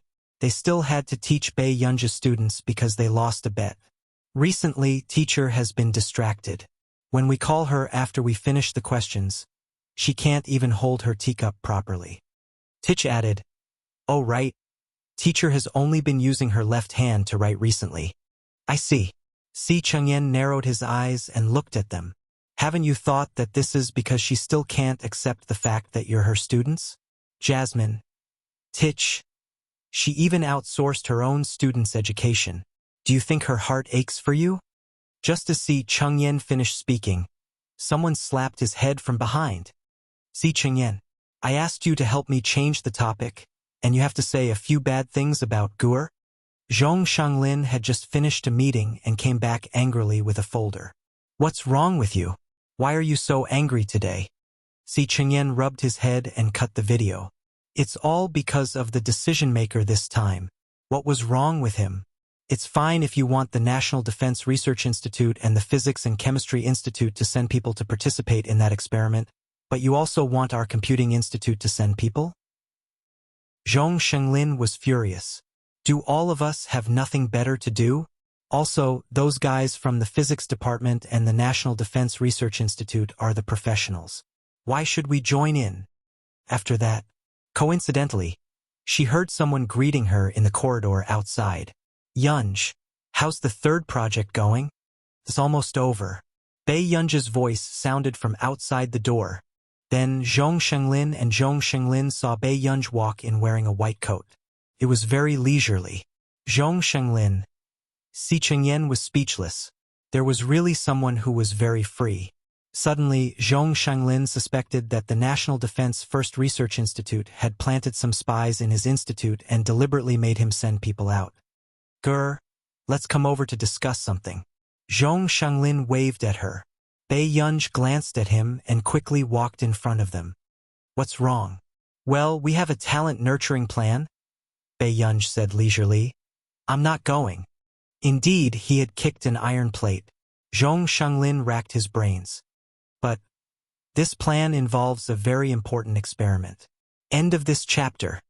Chapter 970. This is an experiment in District 1. Zhong Shenglin glanced at Bei Yunj and glanced at the door before he said, It's a tacit understanding that the experiment in District 1 is to prepare for war. War? Bei Yunj raised her eyebrows. Zhong Shenglin said, This is not a war between countries, but it is equally important. In the borderless area, there are international criminal gangs that need to be arrested. There is also the alliance agreement between the continent and Continent K. Although it is peaceful coexistence, there are actually conflicts every year. Their Laboratory 191 has a history of hundreds of years since the World War. Let me think about it. Bei Yunj thought about Huashidu's side. It was not easy to explain. Zhong Shenglin also knew that Bei Yunj was willing to consider going because of Lu Zhongzhou and Tan Nan's team. The higher-ups had also made the right decision. Bei Yunj had always been amenable to coaxing but not coercion. If they forced her to go, the laboratory would probably be destroyed by her. But now, Bei Yunj had a lot of feelings for Lu Zhongzhou, Tan Nan, and the rest. Considering the safety of Lu Zhongzhou and the rest when they carried out missions in the future, Bei Yunj would help. After returning, Bei Yunj thought that she would discuss this matter with Huashidu. She estimated that it would take some time before Huashidu agreed. However, she did not expect Huashidu to agree to her request without asking much. However, he also had a request. He had to let the chauffeur take him home during the weekend. District 1. Bei Yunj came here again. She did not deliberately dress in bright and eye-catching clothes like last time. Instead, she wore a simple shirt and sweater with a blue cotton jacket. Her black hair was loose and curly, but her eyes were still exquisite and beautiful. After getting out of the car, Bei Yunj also saw a few girls checking their passes at the door. Not far away. Miss, your passes. After the girls left, the guards could not help but discuss excitedly. Look at this group of girls, they are too good-looking. They look so fresh. It's been a long time since such good-looking girls came to the district. They are actually all scientific researchers. Aren't the girls in our literature and art department also very pretty? Another person rolled his eyes. I feel that the leader of our Ministry of Arts is the one who is beautiful. How could anyone compare to her? Before he could finish his sentence, a clear and unhurried voice sounded from the door. Hello, I'm here to participate in the experimental special training. When they turned around and saw the girl in front of them, their eyeballs almost fell to the ground. Was he also a researcher? In this day and age, why were girls who engaged in scientific research more beautiful than celebrities? Miss, are you from the experimental training class? Excuse me, do you have a pass? Yes. Bei Yunj found the card that Zhong Shenglin had given her. Class A access. Before the astonishment in the gatekeeper's eyes could fade away, a trace of surprise flashed across his eyes. Please come in. Thank you. Bei Yunj took the pass, thanked him, and left. After Bei Yunj left, the gatekeeper turned around and looked at his partner in disbelief. What's going on? The experimental training class has an A-level pass? That's impossible, right? Just now, the first research institute of the Ministry of National Defense also had a B-level pass. That person frowned. It's true. That person seems to be from some computing institute. What? Now, the people from the computing institute are also participating in this experiment? On the way, Bei Yunj followed the pass and did not expect to be stopped by someone. Hey, young lady? Yunj turned around and saw an old man in a singlet and pants repairing a car. End of chapter. Chapter 971. Very soon. Yunj was about to leave. I don't know how to. Find someone else. The old man in the vest. Very soon. The old man put down the wrench and hurriedly put on his coat. He stopped Yunj. Little girl, do me a favor. Help me find a few people. This car can't be fixed. I have to get someone to push it back. Can't you go and find someone? Yunj glanced at her watch. Seeing that she was going to be late, she immediately walked around him. Little girl, are you so blind? Do you know who I am? The old man saw that Yunj was stubborn and instantly became anxious. No one in the entire district disobeyed him like this. Yunj gave him a few red notes and maintained her little patience. Okay, you're good. Someone will come later. Let him help you. Elder Chu, who was being stuffed with money for the first time, was speechless. Little girl, aren't you curious about my true identity? Elder Chu was so angry that smoke was coming out of his 7 orifices. He really wanted to know which research institute taught her. Yunj chuckled and happened to glance at the white armband on his coat. Cooking team? Yunj raised her eyebrows and was a little surprised. However, Elder Chu noticed that Yunj was looking at the coat he borrowed and immediately explained, I'm not a cook. Actually, I can give it a try. After saying that, Yunj took off her coat and walked towards the car. This made Elder Chu swallow the second half of his sentence. He squatted beside Yunj and realized that Yunj was very skilled in repairing cars. Little girl, your family runs a car repair factory? Elder Chu was curious. Yunj. No. Elder Chu asked again, why did you lie to me just now? Because I don't want to help you repair it? Yunj said lazily and was quite honest. Elder Chu was speechless. Which research institute was this little rascal from? 10 minutes later, Yunj stood up. Her hands were covered in black gasoline. It's fixed. Elder Chu looked at Yunj strangely and immediately went to test the car. He realized that this old car had actually been fixed by her. All right, little girl. What's your name? Elder Chu could not help but ask. Yunj. Yunj smiled and got into Old Master Chu's car. Old Master, can you send me to a place? A few minutes later, Yunj arrived at the assembly point. The special training here is divided into classes 1 and 2. You still have to go to class 1 if you have the chance. Do you understand? Elder Chu reminded, usually, those who can enter the laboratory are class 1 students. Elder Chu, you're in charge of the meals for the special training class, right? Yunj turned around and asked. Elder Chu gradually reacted. This guy helped him repair his car. Did he think that he was in the kitchen? Elder Chu suppressed his urge to scold him and put on a fake smile. Of course. Not only was he in charge of the kitchen in District 1, but he was also in charge of all the commands in District 1 to District 3. After Yunj got out of the car, Elder Chu did not forget to remind him, don't just come in and waste your time. Just be a fill-in. If you can participate in this experiment, there will be many benefits in the future. Okay. Yunj's tone was leisurely and Elder Chu felt that he was being perfunctory. How could there be such a young man who was so unambitious? Elder Chu took a deep breath and casually entered the office in the building. The captains inside were stunned. They did not expect to see Elder Chu here. They instinctively stood up and wanted to bow. However, they saw Elder Chu frowning and calling the Special Training Department. Hello, Special Training Department? Later, there's someone who's late. Let her report to Class 1. Everyone's eyes widened. Elder Chu was personally helping someone get in through the back door. End of chapter. Chapter 972. Who had such a big face? The captains pricked up their ears to listen. The people from the Special Training Department were also stunned. Elder Chu, but the people in Class 1 and 2 are about the same this year. Unless someone from Class 1 is willing to go over. Why are you so troublesome when I asked you to have one more seat? Elder Chu started to get impatient. It's just a matter of moving a table. Will it kill one more person? The people from the Special Training Department could only bite the bullet and say, you're right, you're right. The young lady is only in her 20s. You might need to be patient, Elder Chu said meaningfully. Elder Chu's original meaning was for them to be stricter with Bei Yunj. However, the meaning changed when it landed in the ears of the Special Training Department and the captains. They thought that Elder Chu wanted them to be nicer to that student. Understood. Very understood. The teacher nodded.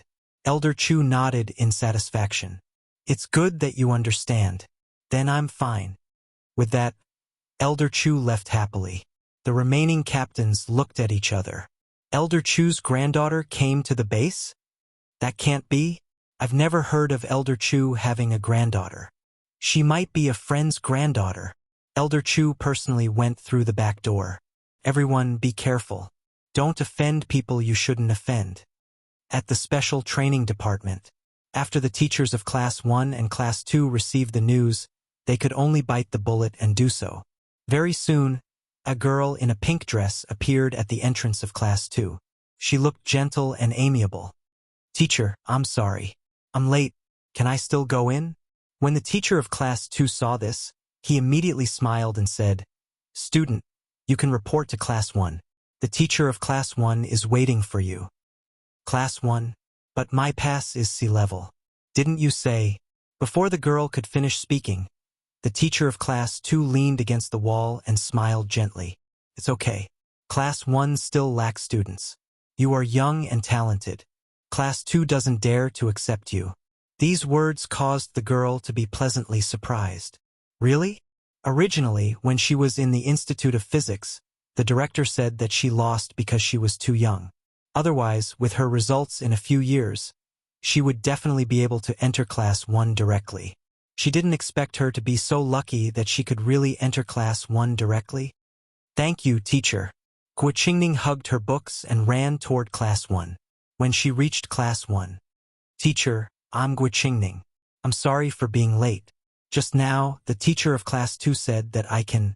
Before Guo Qingning could finish, the teacher nodded and smiled. Come in, Guo Qingning. Thank you, teacher. Guo Qingning suppressed her excitement and entered Class 1. The others also did not expect that there would be such a young person in the class. She was only 23 or 24 years old, right? Are you always so gentle when you're late? I feel that this year's special training teachers are very strange. The people below were discussing, until another voice came from the door. Reporting. The teacher frowned and turned around to see Bei Yunj standing at the door. The atmosphere suddenly froze because Guo Qingning had just entered and was already sitting in the last seat. Sorry, I'm late, Bei Yunj said. Suddenly, the teacher became stern and said coldly, Being late is being late. What's the use of apologizing? Bei Yunj raised his eyebrows and waited for her to continue. There's no place for you in Class 1. Since you're late, you have to take responsibility for this situation. The teacher said lightly. The others looked at each other with different expressions. End of chapter. Chapter 973. The teacher didn't have this attitude just now. Everyone couldn't help but look at Guo Qingning again, as if they understood something. Guo Qingning glanced at Bei Yunj, smiled, and lowered her head to do her own thing. Bei Yunj also put the documents back into her pocket and turned around lazily. Stop right there. The teacher's face cracked. What are you going to do? Make a call and get someone to pick me up. Bei Yunj's tone was casual, and she didn't intend to force her to stay. As soon as she said this, the teacher's face almost stiffened. If Bei Yunj really left, she would have to bear the responsibility. Student, there are still vacancies in Class 2. Suddenly, the teacher on the other side of the corridor looked at Bei Yunj with interest. Bei Yunj raised her eyebrows. She didn't look at the teacher and went straight to Class 2. The students of Class 1 saw that their teacher's face was distorted with anger and couldn't help but look outside. What kind of god was this? She even dared to offend a teacher from the Special Training Department in District 1? Class 2. Okay, find a seat and sit down.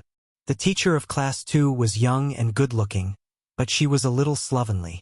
Even the students in Class 2 looked much older than those in Class 1. Bei Yunj replied, Thank you, teacher. How old is this little girl? Why did she come to this place? Some people were discussing. Some people directly asked Bei Yunj, "Student, which research institute are you from?" "The Institute of Computing," Bei Yunj said calmly.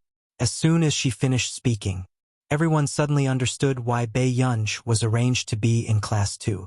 The students of Class 1 were all from a first-class professional research institute. The students of Class 2 were either not from a second-class research institute or Bei Yunj was from a not-so-professional computing institute. "It's okay. It's easy to come to Class 2. Another female researcher who was much older than Bei Yunj smiled. "I'm He from the First Research Institute of the Ministry of National Defense." Bei Yunj from the Institute of Computing. As soon as she finished speaking, He looked surprised. "Institute of Computing?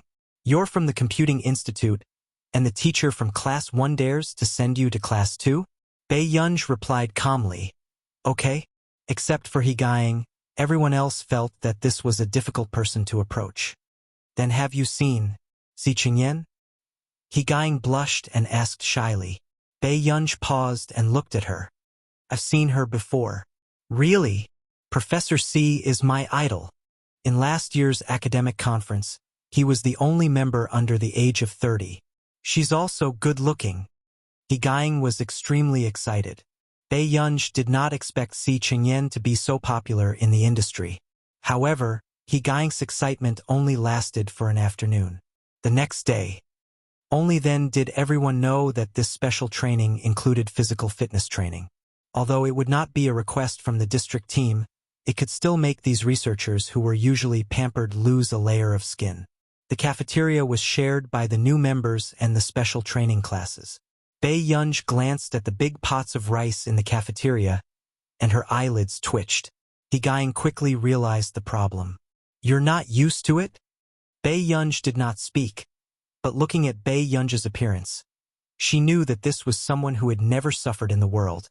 However, when Bei Yunj and He went to get their food, they realized that the old master who was cooking had changed. Before Bei Yunj could look up, a can of beef was suddenly placed on the plate. This action stunned even the newbies in the district who had just finished eating and were about to leave. Chapter 974. Instantly, the rice balls in their bowls were no longer fragrant. Bei Yunj looked up and saw Elder Chu in his shift uniform. He raised his chin and looked arrogant. "Bei Yunj, do you know this person?" He came back to her senses. "Yes, I'm her grandfather." Elder Chu gave the other can to He without blushing or skipping a beat. "I'll have to trouble you to take care of her." Bei Yunj looked at him. Question mark. "Hurry up and leave. The people behind you still need to get their food." Elder Chu chased them away after he finished speaking. But before Bei Yunj left, he stuffed a bottle of milk into her pocket. Everyone was dumbfounded by this scene. She could get into the kitchen through the back door? Guo Qingning, who happened to come to get her food, also saw the canned food on He plate. "There's canned beef in the cafeteria?" The person beside her had just finished watching the whole process and said mockingly, "How can there be? There's a girl in Class 2 whose grandfather works in the kitchen." Guo Qingning came back to her senses and smiled reservedly. "I see. I'm so envious." "What are you envious of?" "All the teachers and team leaders were very polite to you this morning. I almost thought that you were some big shot's granddaughter." The girl said. Guo Qingning shook her head and said helplessly, "Don't spread rumors. I'm not someone who relies on connections." "Yes, you're the chosen one. You're not like some people who are so high profile even when they come to the cafeteria. Just because your grandfather works in the kitchen, you think you're so great." The disdain and ridicule in the girl's eyes were not hidden at all, as if she was deliberately letting others hear. Those who don't know would think that her grandfather is in charge of District 3. "It's nothing to suffer a little. I just want to get a place in the laboratory." After Guo Qingning finished speaking, she seemed to mention it unintentionally. "What do you think of Vice Captain Bai?" This morning, only the Vice Captain looked down on her cold appearance. Vice Captain Bai treats everyone the same. Don't mind him. In the backyard. When did I become your granddaughter? Bei Yunj saw Elder Chu weeding in the backyard and walked over to ask. Then what can I say? Say that you bribed me so I gave you food? Elder Chu glanced at her. Bei Yunj. What's wrong? Is it embarrassing to have a grandfather in the kitchen? Elder Chu's tone was not very good. Bei Yunj squatted down to help and said slowly, I'm afraid that if my father finds out, it'll be hard to coax him when we get back. Elder Chu inexplicably felt sour in his heart. Do you often accompany your grandfather? Not often, so I don't dare to provoke him. Bei Yunj raised her beautiful eyes and smiled lazily. Elder Chu snorted. Suddenly, Elder Chu realized that something was wrong. Don't you have classes in the afternoon? Bei Yunj looked up at him, and their eyes met. Elder Chu wanted to curse. In the classroom, after receiving a scolding, Bei Yunj returned to her seat indifferently. Bei Yunj, where have you been? He's even late for class. Gang was curious. Bei Yunj said casually without blushing. I'm helping my grandpa weed out the weeds. Gang. She always felt that Bei Yunj did not come from an ordinary family. After the whole day, the special training class did not have time to rest. At night, Class 1 and Class 2 were gathered together. After everyone finished running, each of them was holding a computer and doing exercises. Everyone was tired and sleepy, and they still had to face these professional problems. Whichever class finishes the task first today can go back and rest first. After the training leader finished speaking, the others realized that Class 1 had changed into clean clothes, but their wet clothes were still clinging to their bodies. Chapter 975. Teacher, why can't the students from Class 1 change their clothes? Some students from Class 2 were not convinced. This was also because they had been holding grudges for a long time. Class 1 was better than Class 2 in all aspects, including the teachers. At this moment, the students from Class 1 sneered. Your class's standards are poor. They don't have time to change your clothes. That's right. Your class's efficiency is low. What does it have to do with our class? The corners of Gua Qingning's mouth curled up slightly. Soon, she lowered her head and continued to do the questions. What do you mean? The students from Class 2 almost wanted to pick a fight, but after being glanced at by the captains from the district, the boy could only bite the bullet and sit down. Suddenly, why don't you give Class 2 time to change their clothes? A burly man asked. Captain Bai, this. Another captain's expression was a little bad. Their class can't spare the time, so. Do you think these researchers are from the district? White Bear frowned. The task given by the higher-ups is to train your physical fitness. It's not for you to do anything. Yes, another captain quickly replied. White Bear turned to Class 2. You can change your clothes now, but this question is something that must be completed. Class 2 was silent.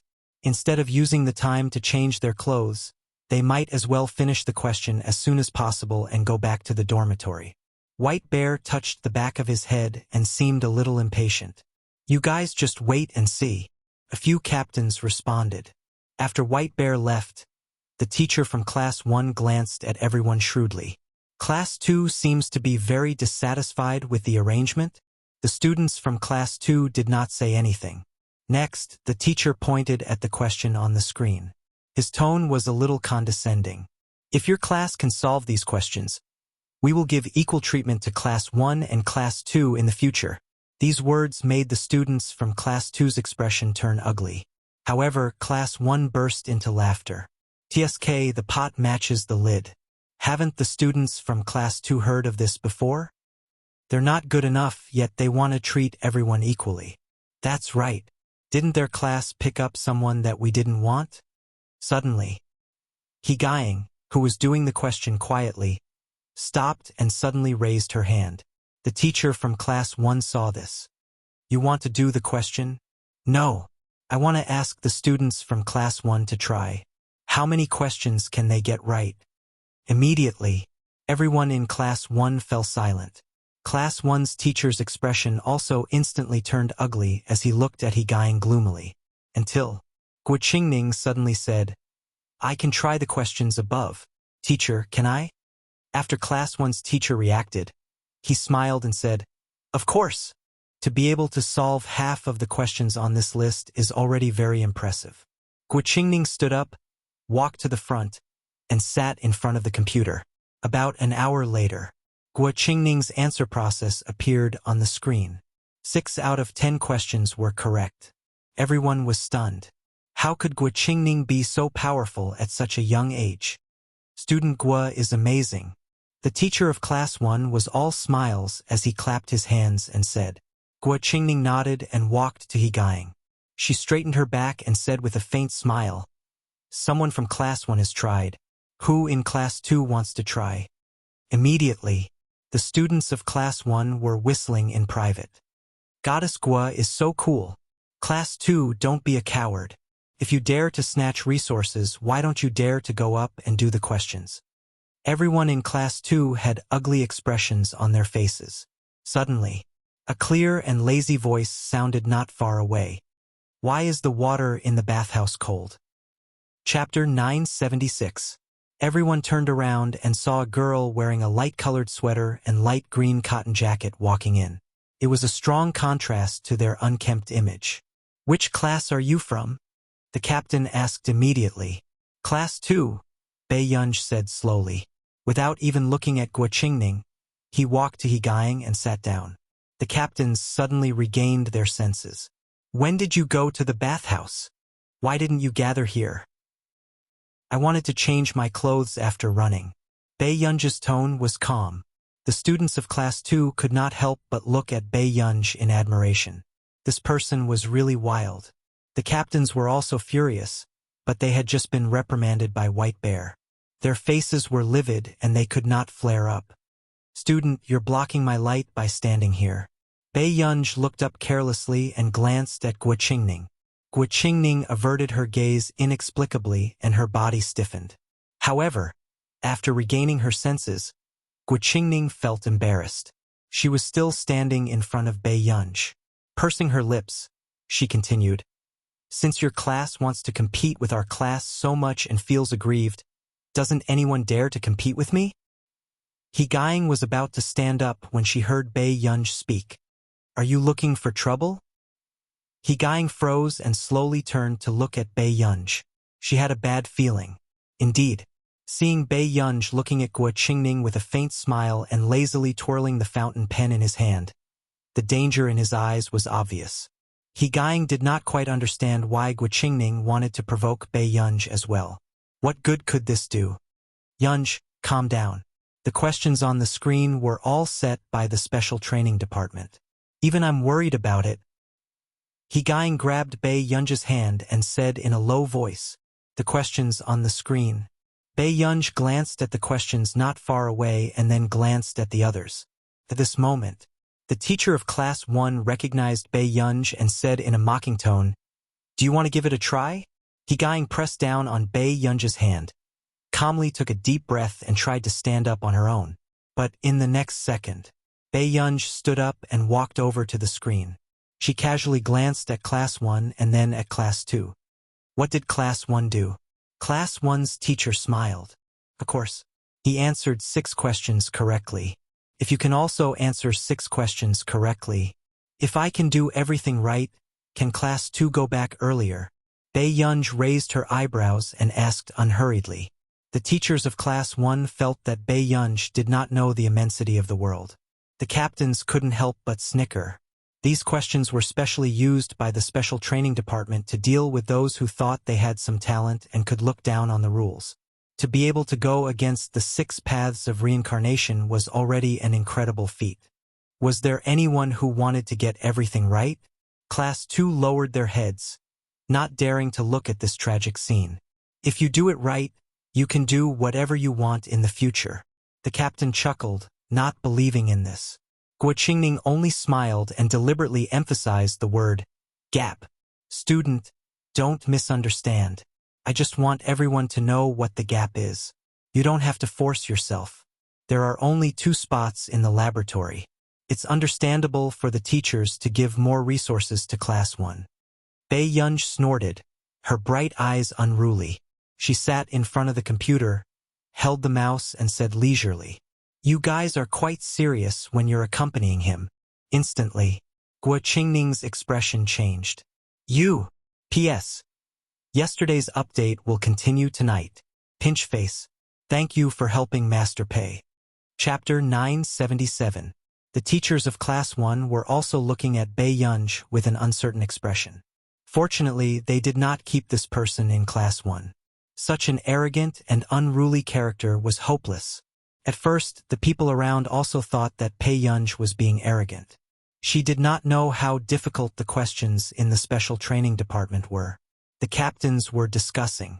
This researcher from Class 2 is really bold. The captain of Class 2 shook his head. She's too young. Are the people from the special training department easy to deal with? Aren't these questions used to crush the self-confidence of these young people who think they're so great? The captains all smiled tacitly. 10 minutes passed. Hearing the sound of Bei Yunj typing on the keyboard, someone from Class 2 whispered, "She seems to have been doing the questions. Can she really solve a few questions?" The people from Class 1 answered first and said sarcastically, "She's been doing the questions? Look at her speed. Does it look like she's doing it seriously?" Everyone thought about how Guo Qingning's solving speed was not very fast. In comparison, Bei Yunj was simply messing around. If she can't beat her, then so be it. She lost too badly. Someone from Class 1 mocked. That's right. Guo Qingning was highly regarded by the captains as soon as she came in. She's young and talented. How can she be compared to Guo Qingning?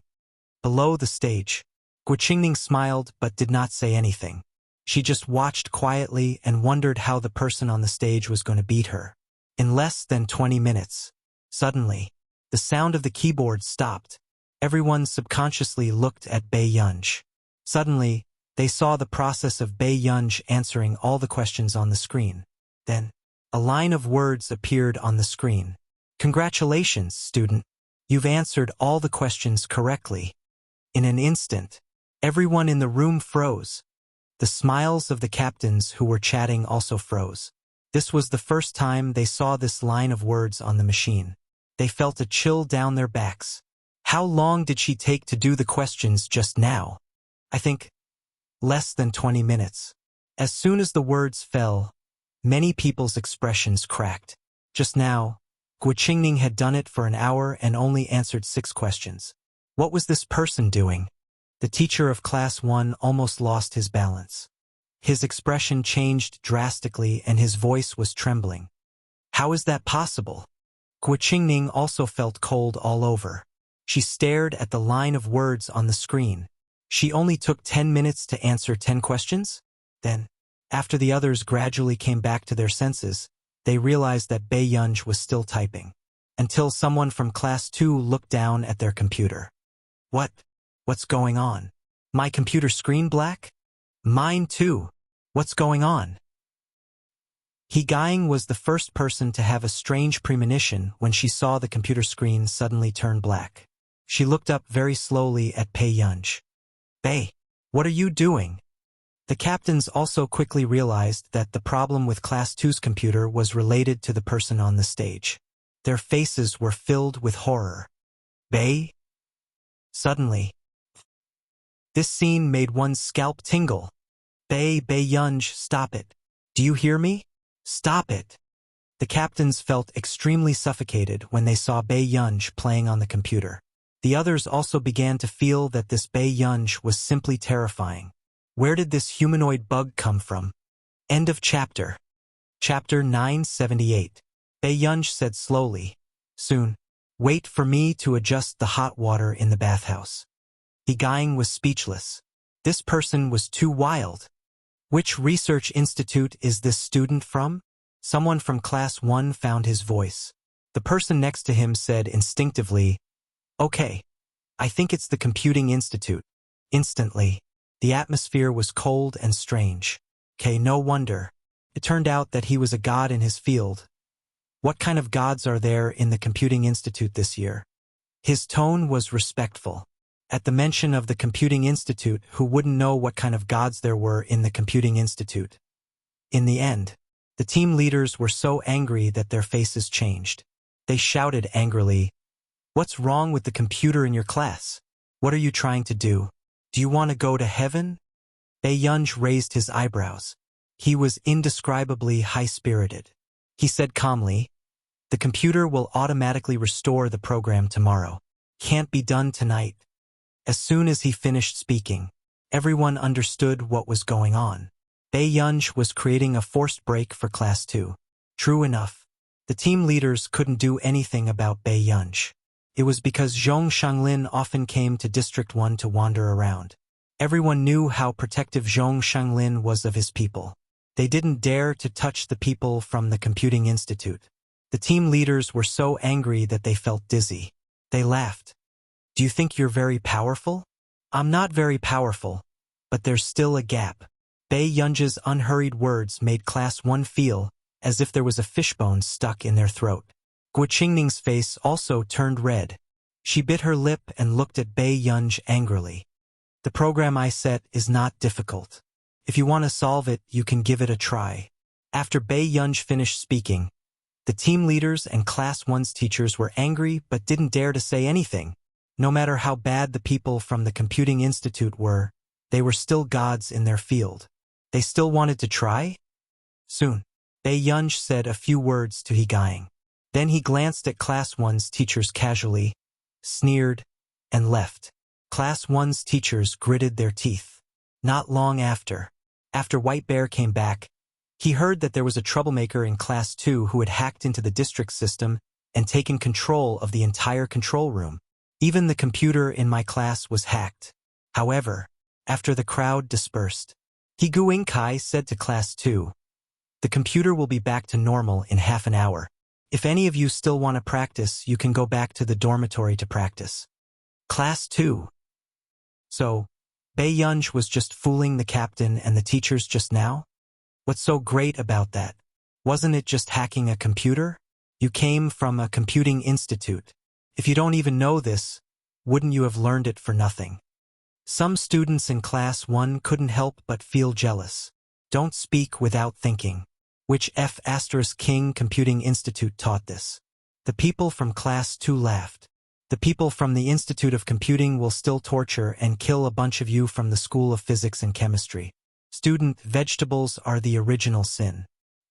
He-gying smiled slightly. "You."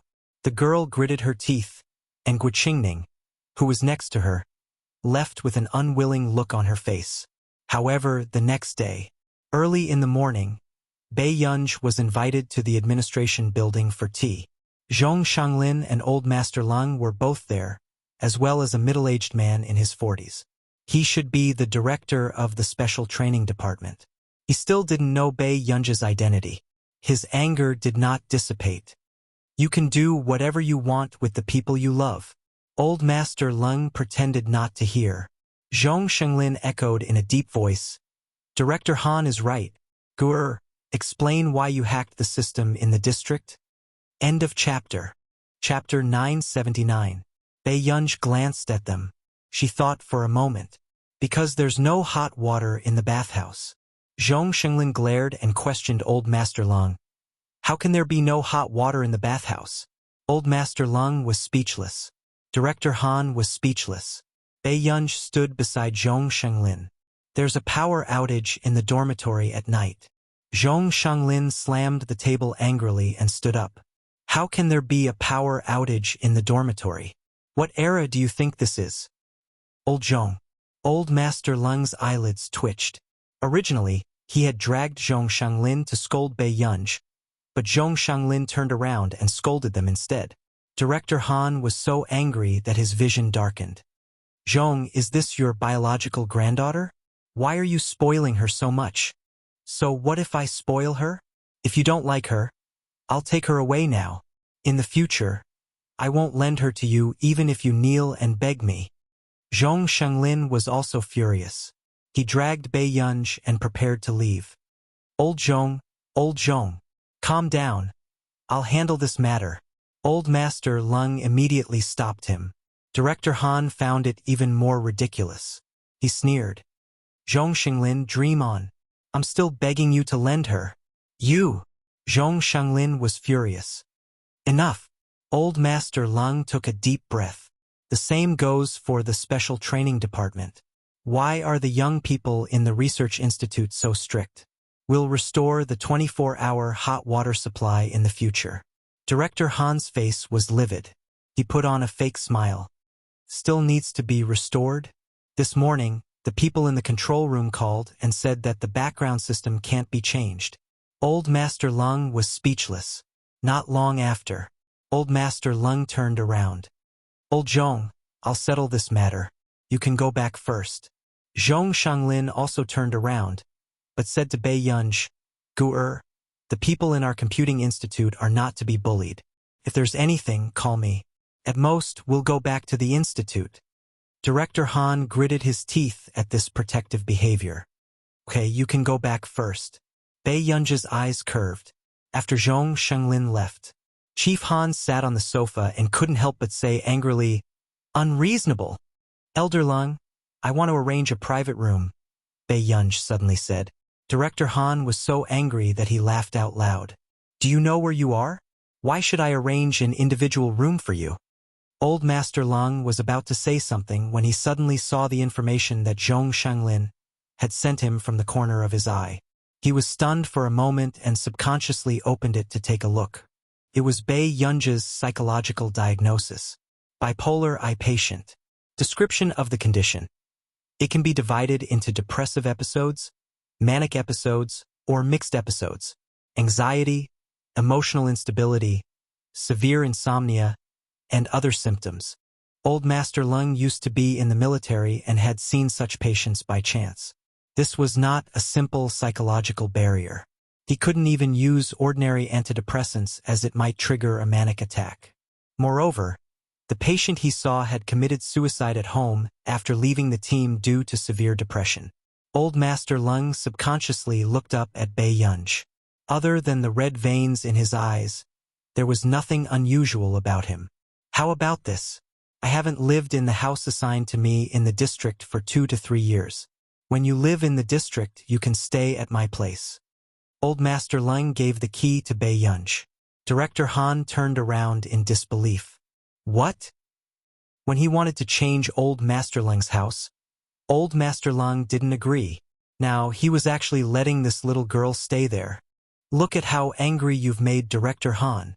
I'll punish you by not going to the cafeteria for lunch today. Have a good class in the afternoon, do you hear me? Old Master Lung pretended to reprimand him. End of chapter. Chapter 980. However, after Director Han left, at noon, Bei Yunj sat opposite Old Master Lung and looked at the dishes on the table. They were exquisite and delicious. It was obvious that this meal was not cheap either. Hurry up and eat. Don't go to the cafeteria for lunch anymore. Come over and eat. Old Master Lung glanced at Bei Yunj and picked up his chopsticks. Bei Yunj looked at Old Master Lung's plain clothes and deliberated for a moment. This meal is quite expensive, right? Old Master Lung looked up. Who are you looking down on? Bei Yunj was speechless. All right, I've saved a lot in my life. How can I be poor when treating a junior to a meal? Old Master Lung took a can of food for Bei Yunj and said, Didn't they say that girls are better than boys now? Why are you even more delicate than those young master soldiers sent by your family? Bei Yunj glanced at the things on the table. I have this can. You have it? Old Master Lung was stunned. Wasn't this distributed by the district? Could it be that they were selling it outside too? Take a few cans first. There aren't any shops here. Old Master Lung stuffed the things to Bei Yunj. In the afternoon, at the laboratory base, 2 classes were in class together. For some reason, there was a power outage. Higang, why isn't Bei Yunj here? Class 2 suddenly asked. Before Higang could speak, someone from Class 1 answered first. She was in the limelight yesterday. Didn't she offend someone and was brought in for questioning? Another person giggled and said, Maybe she has to pack her things and get lost? At the same time, Guoqingning, who was recording the experimental data, stopped writing and the corners of her lips curled up slightly. You have to be capable to be in the limelight. Didn't your Class 1 come to our Class 2 to pick people personally? After Higang said this, Guoqingning's expression quickly turned ugly. She stood up with a livid expression and threw down her pen. No matter how the people behind her called out to her, she walked out of the laboratory. However, she did not expect to bump into someone the moment she stepped out. Before Guqingning could flare up, she saw something hidden in his pocket fall out. The boy immediately picked it up and put it back into his pocket. Guqingning was expressionless. "What is this? Student Gua?" Guqingning didn't say anything and wanted to leave. Seeing this, the boy hurriedly pulled Guqingning back. He made up his mind and said in a low voice, "It's the exam content of the special training department." Guqing's body froze. "Are you crazy? How could he not know where they were? How dare he steal the answers here? There was a power outage in the building just now. The surveillance cameras can't detect me."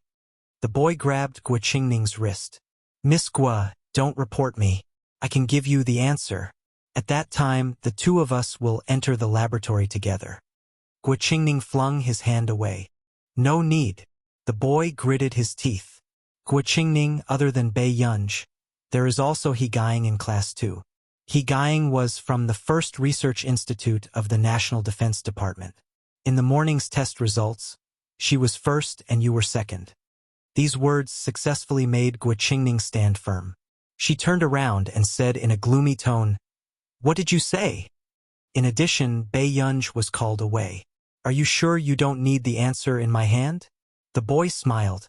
Guqingning's face was gloomy. When Bei Yunj returned to the laboratory, the electricity in the district had already been restored. As soon as she entered, she heard the discussion inside. "I say, your class does have all kinds of crooked people. Since when did people from the Computing Institute have the right to participate in our experimental special training? P.S. I've been busy these 2 days and haven't updated much. I'll make up for it today." End of chapter. Chapter 981. Bei Yunj glanced at the boy at the table next to her calmly and did not say anything. She only casually swept her windbreaker. Yunj, over here." Guqing waved at Bei Yunj. Bei Yunj hummed in response and walked towards Guqing.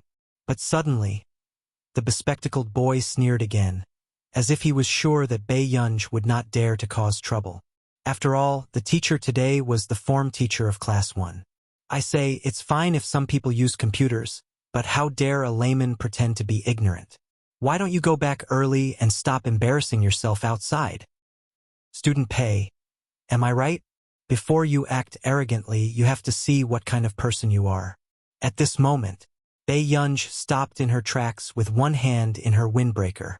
Before the rest of the people could mock her, the teacher outside had already pushed open the door. When she saw Bei Yunj walking around, her tone was a little bad. "Bei Yunj, why are you still standing there?" Bei Yunj licked her red lips and suddenly laughed. She turned around and smiled lazily at the teacher of Class 1. But there was no hostility in her upturned, beautiful eyes. "Teacher, let me borrow you for a while." Before the teacher of Class 1 could speak, Bei Yunj suddenly turned around and walked towards the last row. Before anyone could react, she grabbed the collar of the bespectacled boy in the last row. This commotion scared some of the timid girls present. Their hearts were in their throats. The expression of the teacher of Class 1 changed. She pointed at Bei Yunj angrily. "Bei Yunj, what are you doing? How dare you cause trouble here?" "Teacher, is this your first time seeing me cause trouble?" Bei Yunj's tone was gentle, but her eyes were wild and bright. Her words made the teacher of Class 1's face turn green with anger. "Why you? Do you believe that I'll chase you out?" As the teacher of Class 1 spoke, Bei Yunj grabbed that person's collar with one hand and dragged him out. She dragged him until the blue tube on the boy's neck exploded and his face turned red.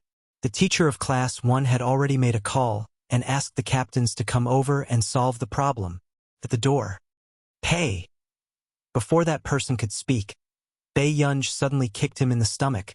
It was so painful that the veins on his forehead bulged. He could barely straighten his legs as he knelt in front of Bei Yunj, trembling. Bei Yunj lifted the man's collar with one hand. Her bright and beautiful eyes were not filled with strong hostility, but it almost made one's scalp tingle. "How can you kneel at the beginning?" Everyone in the classroom was terrified when they saw this. Fortunately, she did not join that person in mocking Bei Yunj. Initially, he had thought that he was a pushover, but in the end, he was a tough nut to crack. But to beat someone up in the district, he was really not afraid of death at this moment. Bei Yunj, how dare you? Before the man could finish his sentence, he was punched a few more times. His face was bruised and his eyes were filled with fear. He almost could not stand up. Bei Yunj grabbed him by the collar and pressed him against the wall. In fact, she had already made it difficult for him to breathe, but she still patted his face kindly. Her beautiful eyes were clear and unrestrained as she asked with a smile, "Think about it carefully. Do I need a reason to be arrogant?" No need. That person was stunned and shook his head frantically. At this moment, the captains had already arrived. "Over there. What are you doing? Stop what you're doing." One of the captains held an electric baton and pointed it at the two figures over there. Chapter 982. Soon, the teacher of Class 1 walked over angrily. Look. Bei Yunj from Class 2 is too much. How dare she hit a student in front of me? What is this? She's a hooligan." Then, the captains realized that something was wrong. It was a girl? "Why is it you again?" The captain of Class 1 looked angry when he saw Bei Yunj. "Didn't you just get reprimanded at the government building?" The atmosphere was tense. This was the first time they had met such a stubborn person. She was even more arrogant than the teachers in the district. The student must get out of here. Do you think she can stay in the laboratory?" The teacher of Class 1 was so angry that he couldn't speak clearly. "Let's go to the office first." The captains looked at the surrounding students and made the decision together. After they entered the office, everyone in the laboratory was dead silent. "What should we do? Will Bei Yunj be okay?" Someone from Class 2 whispered. The students of Class 1 sneered. "Who does she think she is? How dare she hit someone in front of a teacher from the special training department? She'll definitely be expelled this time." "That's right. Your Class 2 will definitely be implicated by her and will have a hard time." Higain glanced at them and said coldly, "When Bei Yunj comes later, you can say it in front of her. You..." The students of Class 1's expression changed and they all shut their mouths. After all, the scene of Bei Yunj beating someone up was still vivid in their minds. A few minutes later, Higain couldn't sit still anymore and wanted to go and see Bei Yunj. However, she was stopped by the teacher of Class 2 who had just returned. Suddenly, "Look, Captain Bai is here too." His words attracted the attention of everyone in the classroom, including Guoqingning. The corners of her lips curled up. She knew that with White Bear's character, he would definitely not allow anyone to protect Bei Yunj. Guoqingning picked up her pen and continued to record the data. In the office, the boy was crying and complaining about how Bei Yunj had hit him just now. After hearing this, the leader of Class 1 looked at Bei Yunj. "Do you have anything to refute?" Bei Yunj said slowly, "No." Class 1's teacher laughed angrily. Look, this was a person who wouldn't change no matter what. She's a disaster if she stays in the special training department." The rest of the people could tell that the teacher of Class 1 wanted to use their words to get Bei Yunj out of the special training class. However, "Captain Bai!" someone suddenly shouted. "What happened here?" White Bear took a look at the situation. Just as he finished his question, the teacher from Class 1 came up to him and complained. "Captain Bai, you don't know how hateful the students from Class 2 are. How dare you hit my student in front of me for no reason? What right does this kind of person have to stay in the district and not leave? Is he treating us like a joke?" However, when White Bear was about to sit on the sofa, he suddenly felt that the girl by the window looked a little familiar. His heart skipped a beat as he fixed his gaze on the little girl in front of him. "Miss Pei?" Bei Yunj turned around and saw a familiar big guy. White Bear. White Bear's eyes lit up. He was so excited that he started to talk incoherently. His footsteps were as quick as the wind as he walked over to Bei Yunj. It's really you, Miss Pei. Why are you back again? Did you do something wrong again and got sent here? This is great. Bei Yunj." End of chapter. Chapter 983. The rest of the students were also shocked by this scene. What's going on? Could it be that Bei Yunj and Captain Bai knew each other? The student who was beaten up earlier froze and didn't dare to think further about this matter. I'm here for special training, Bei Yunj clarified. You still need special training? White Bear found it hard to believe. After a while, he suddenly thought of something. Wait a minute. You were the one who controlled the system last night? Bei Yunj. Yes. White Bear. He should have thought of it earlier. Besides this little ancestor, who would dare to control the system in the Black Zone? Suddenly, someone coughed to remind White Bear of the serious matter. Captain Bai. White Bear also remembered. Why did you beat him up?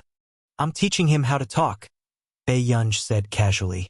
White Bear, who knew Bei Yunj's temper very well, could roughly guess the cause and effect of this incident. White Bear turned to look at the boy and his tone became cold. Student, you know that if you create trouble in the police station, you'll be sent out of the district, right? The teacher was dumbfounded. Captain Bai, it's Bei Yunj who...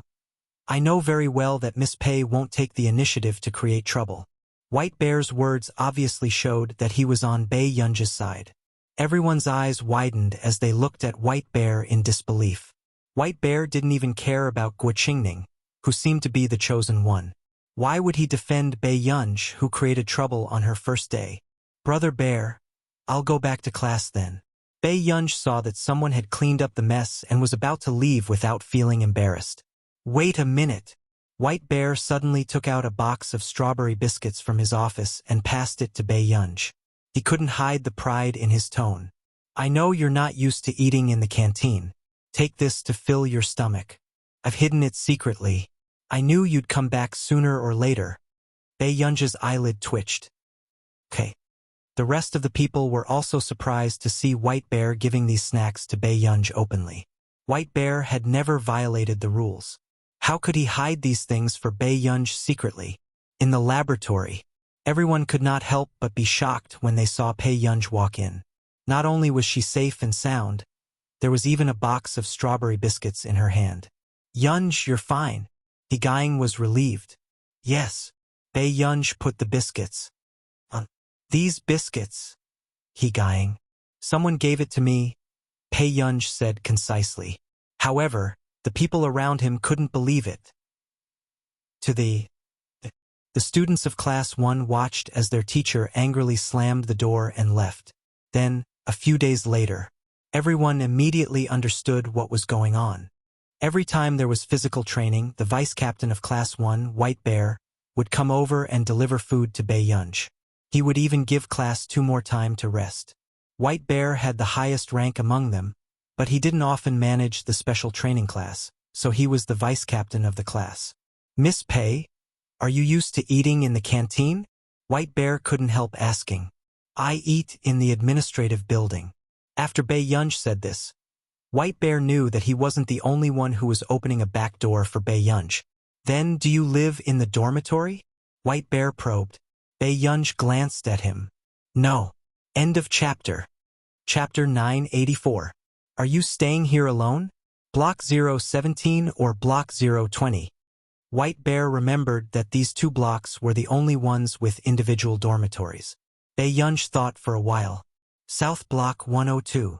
As soon as she finished speaking, White Bear, who had just taken a sip of water, choked and coughed. South Block. White Bear's voice trembled a little. The South Block was where the real big shots of the district lived. Moreover, most of the residents in the South District were at the level of the founding fathers of the country. What's the matter? Didn't you get that house? Bei Yunj ate a biscuit lazily. White Bear. Was she staying in the staff's dormitory? Why would she get a house? The houses in the South Block are only for the big shots of the district, especially this one. White Bear tried to control his volume but couldn't hide his excitement. Gur, who gave you this house? It's just temporary. Bei Yunj glanced at him and wiped the biscuit crumbs on her fingers. I'll go back first. Not far away. Class 1 saw that White Bear came to look for Bei Yunj every day and their expressions didn't look too good. This was their vice captain, yet he went to look for Bei Yunj every day. Qingning, the results of the assessment are out. You're still the first in class. After the class monitor said that, everyone rushed forward to look at the ranking. Guo Qingning stood in front of the ranking board, but her expression didn't look too good. She clenched her fists and said in a strange tone, "Why is there someone from class 2 who didn't take the assessment? Who knows? I think it's Bei Yunj from class 2. She's always absent when it's time for the assessment." Another person's tone was somewhat thought-provoking. "Didn't you see? Captain Bai cares so much about her. Last time when she hit someone, no one dared to intervene. If she's not a backdoor entrant, then what is she?" The students from class 1 were discussing sarcastically. "If it's Bei Yunj, and Hegain got first place twice in a row, doesn't that mean Guo Qingning?" That person stopped halfway and didn't dare to continue. Guo Qingning's expression was gloomy and she didn't say anything. "What are you talking about? Qingning will definitely be able to get in with her own strength. If Bei Yunj gets in because of her connections, I think this laboratory will be meaningless." Although she heard them say that, Guo Qingning still walked out with a sullen face. At this moment, the boy who had given her the answers last time glanced at the empty corridor and walked to Guo Qingning's side. "Guo Qingning, did you hear that? In this test, we'll rely on our own abilities. If Bei Yunj can get in through the back door, why can't you fight for a fair path for yourself?" Guo Qingning clenched her fists. After a long time, the boy heard her speak. "Where did you hide it?" When the boy heard this, he laughed. Even Hegain was a little nervous when the real test ended. "Yunj, are you nervous?" Bei Yunj chewed on her candy and played with her phone. "What? Examination? Aren't you nervous about your results? Don't you want to know if you can enter?" After several assessments, Hegain was on par with Guo Qingning. Naturally, she was under a lot of pressure. Bei Yunj said slowly, "It's expected. Why are you nervous?" Hegain was speechless. How could this person, who was called to be lectured at least 3 days a week and didn't have time to attend classes, be so confident? "What's your accuracy rate for those questions?" Hegain asked as she rubbed her hands. 100%. Hegain was speechless. This was no longer a simple confidence. End of chapter. Chapter 985. Hegain looked at Bei Yunj for a while and patted Bei Yunj's shoulder. She sighed and said, "It's good to be young." Bei Yunj was speechless. It was difficult to continue this topic. However, the results would be announced the day after the assessment. However, the next day, Bei Yunj had just arrived at the conference hall when she heard many people discussing. It was said that someone had stolen the exam questions this time and the special training department was investigating. No one noticed that Guo Qingning looked a little uneasy. Bei Yunj had just arrived when Hegain pulled her back. "Yunj, did you hear that? Someone is so bold to steal the exam questions." Bei Yunj replied casually, not paying much attention to it. Hegain was speechless. Why didn't this fellow have any gossipy heart? Before Hegain could say anything, she saw the teacher of class 1 walk in hurriedly. Everyone can take a look at the ranking of this assessment. The teacher of class 1 distributed the name list and glanced at Bei Yunj before she sneered. This time, she wanted to see who could protect Bei Yunj. Guo Qingning is first, Hegain is second. Everyone was shocked. Only Hegain sensed that something was wrong. She did not see Bei Yunj in the top 10. Hegain frowned and looked down. She did not expect Bei Yunj to be last. However, Bei Yunj's results were full marks. Not only Hegain, even Bei Yunj could see the situation clearly. Her bright and exquisite eyes looked casual, but she licked the tip of her teeth and her temper rose. She was starting to use such a lousy trick on her? "Teacher Li, what do you mean? Why is Bei Yunj at the bottom even though she scored full marks?" Hegain stood up and questioned. "Do you still have to ask why? Doesn't Bei Yunj know it herself?" Teacher Li laughed coldly. Everyone already knew that the exam papers were stolen. They just wanted to give that person one last chance. And the result? "Bei Yunj, you're really brave. You memorized the answers so well. You must have put in a lot of effort, right?" His words made Guo Qingning feel a little relieved, but she couldn't calm down, because the second last boy was the one who gave her the answer. He had also been discovered. She couldn't be sure that Dongcheng wouldn't rat her out, even though they had already made an agreement. I draw a clear line between public and private affairs. Other than Bei Yunj, Dongcheng from our class is also the most suspicious. I won't let any of them off. After Teacher Li finished speaking, Dongcheng's face turned pale. He hurriedly shook his head. To Teacher, I was just possessed. I didn't do it on purpose. Dongcheng, tell us who the main culprit is. If you explain it clearly, I can ask the higher-ups to be lenient, Teacher Li said. Dongcheng lowered his head. His eyes darted around, and his body trembled. Soon, he gritted his teeth and suddenly pointed at Bei Yunj. Teacher, she was the one who instigated me. Guo Qingning heaved a sigh of relief and the corners of her mouth turned up slightly. Don't talk nonsense. He Guying scolded. He Guying. Teacher Li glanced coldly at He Guying and then looked at Bei Yunj. Do you have anything to say? Bei Yunj sat in her seat and played with her pen lazily. She sneered and looked at her leisurely. I stole the answers. How could you find out? As soon as she finished speaking, Teacher Li's expression changed. The others suddenly remembered that Bei Yunj hacked the system last time. End of chapter. Chapter 986. If Bei Yunj had stolen the answers, she did not even need to go to the special training department. However, Teacher Li's face was ashen. Bei Yunj, are you trying to make things difficult for me? She sneered. Do you think I've wronged you? But other than you and Dongcheng, everyone else's ranking is normal. Very soon, before Teacher Li could continue speaking, someone rushed in from outside. Teacher Li, Director Han wants the first and second place, as well as the last and second place that you've selected to go to his office. Teacher Li's expression softened slightly. She sneered at Bei Yunj. Now that you've reached Director Han's office, let's see how you're going to deal with this. When Guo Qingning heard this, she could not help but feel a little flustered. She clenched her fists tightly. It seemed that someone had to take the blame for this matter. Guo Qingning's gaze swept over Bei Yunj. A dark glint flashed across her eyes. Before she left, she sent a message to her mentor. After these people left, White Bear and the rest arrived. White Bear knew that things had gotten out of hand and hurriedly went outside to make a call. In the office, Director Han, when the questions were stolen back then, we all knew in our hearts. This time, we've also agreed to find the culprit. Since the matter is now so clear, do we still need to hesitate? In the entire special training department, Bei Yunj is the only one who scored full marks. In all these years, have we ever had anyone who scored full marks? Teacher Li complained agitatedly. Bei Yunj, do you have anything to explain? Director Han looked at Bei Yunj and asked coldly. He had never thought that Zhong Xinglin's people would have such a bad habit. What's there to explain? Bei Yunj retorted indifferently. Director Han pointed at Bei Yunj and said angrily, Bei Yunj, you. Bei Yunj licked her lips and sneered softly. It's quite surprising. In all these years in the special training department, no one has scored full marks. He Guying, who was originally burning with anxiety, was speechless.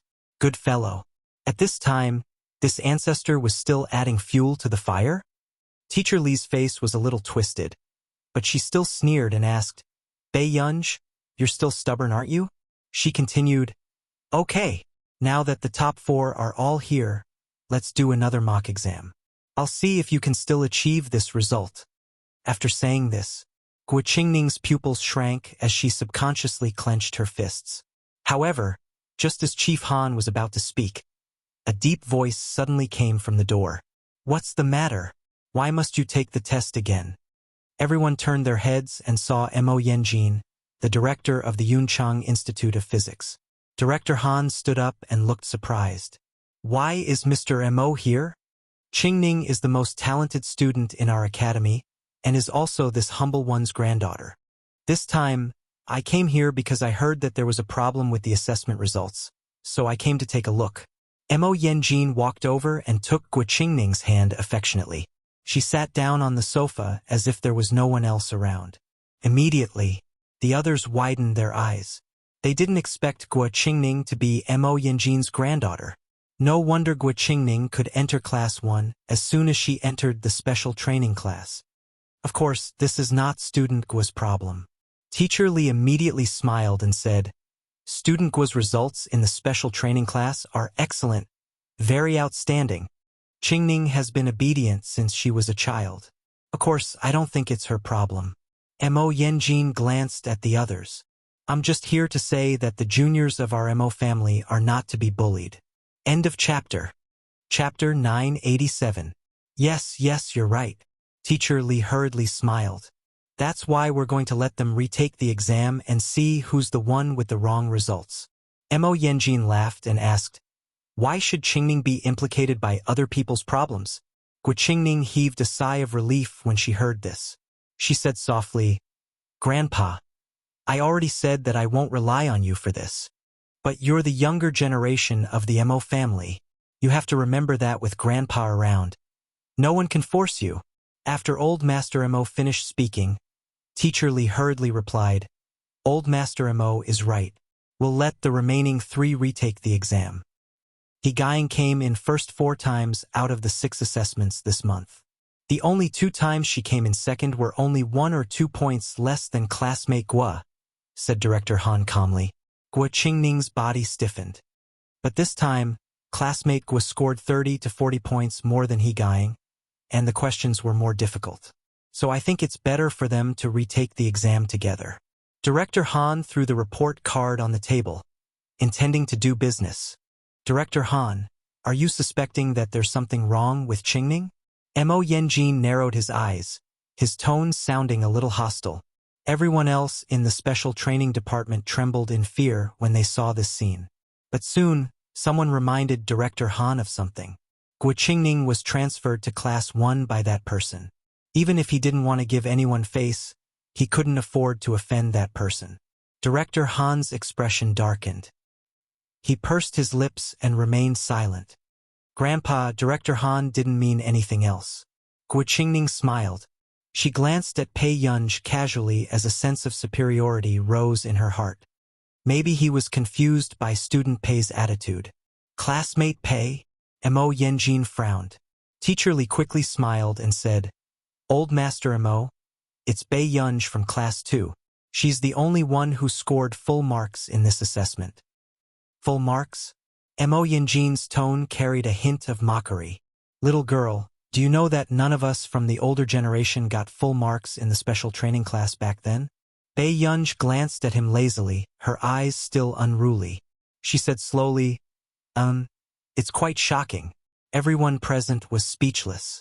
Gang wanted to laugh but didn't dare to. However, among them, Mo Yanjin's expression was the ugliest. So young, yet so arrogant.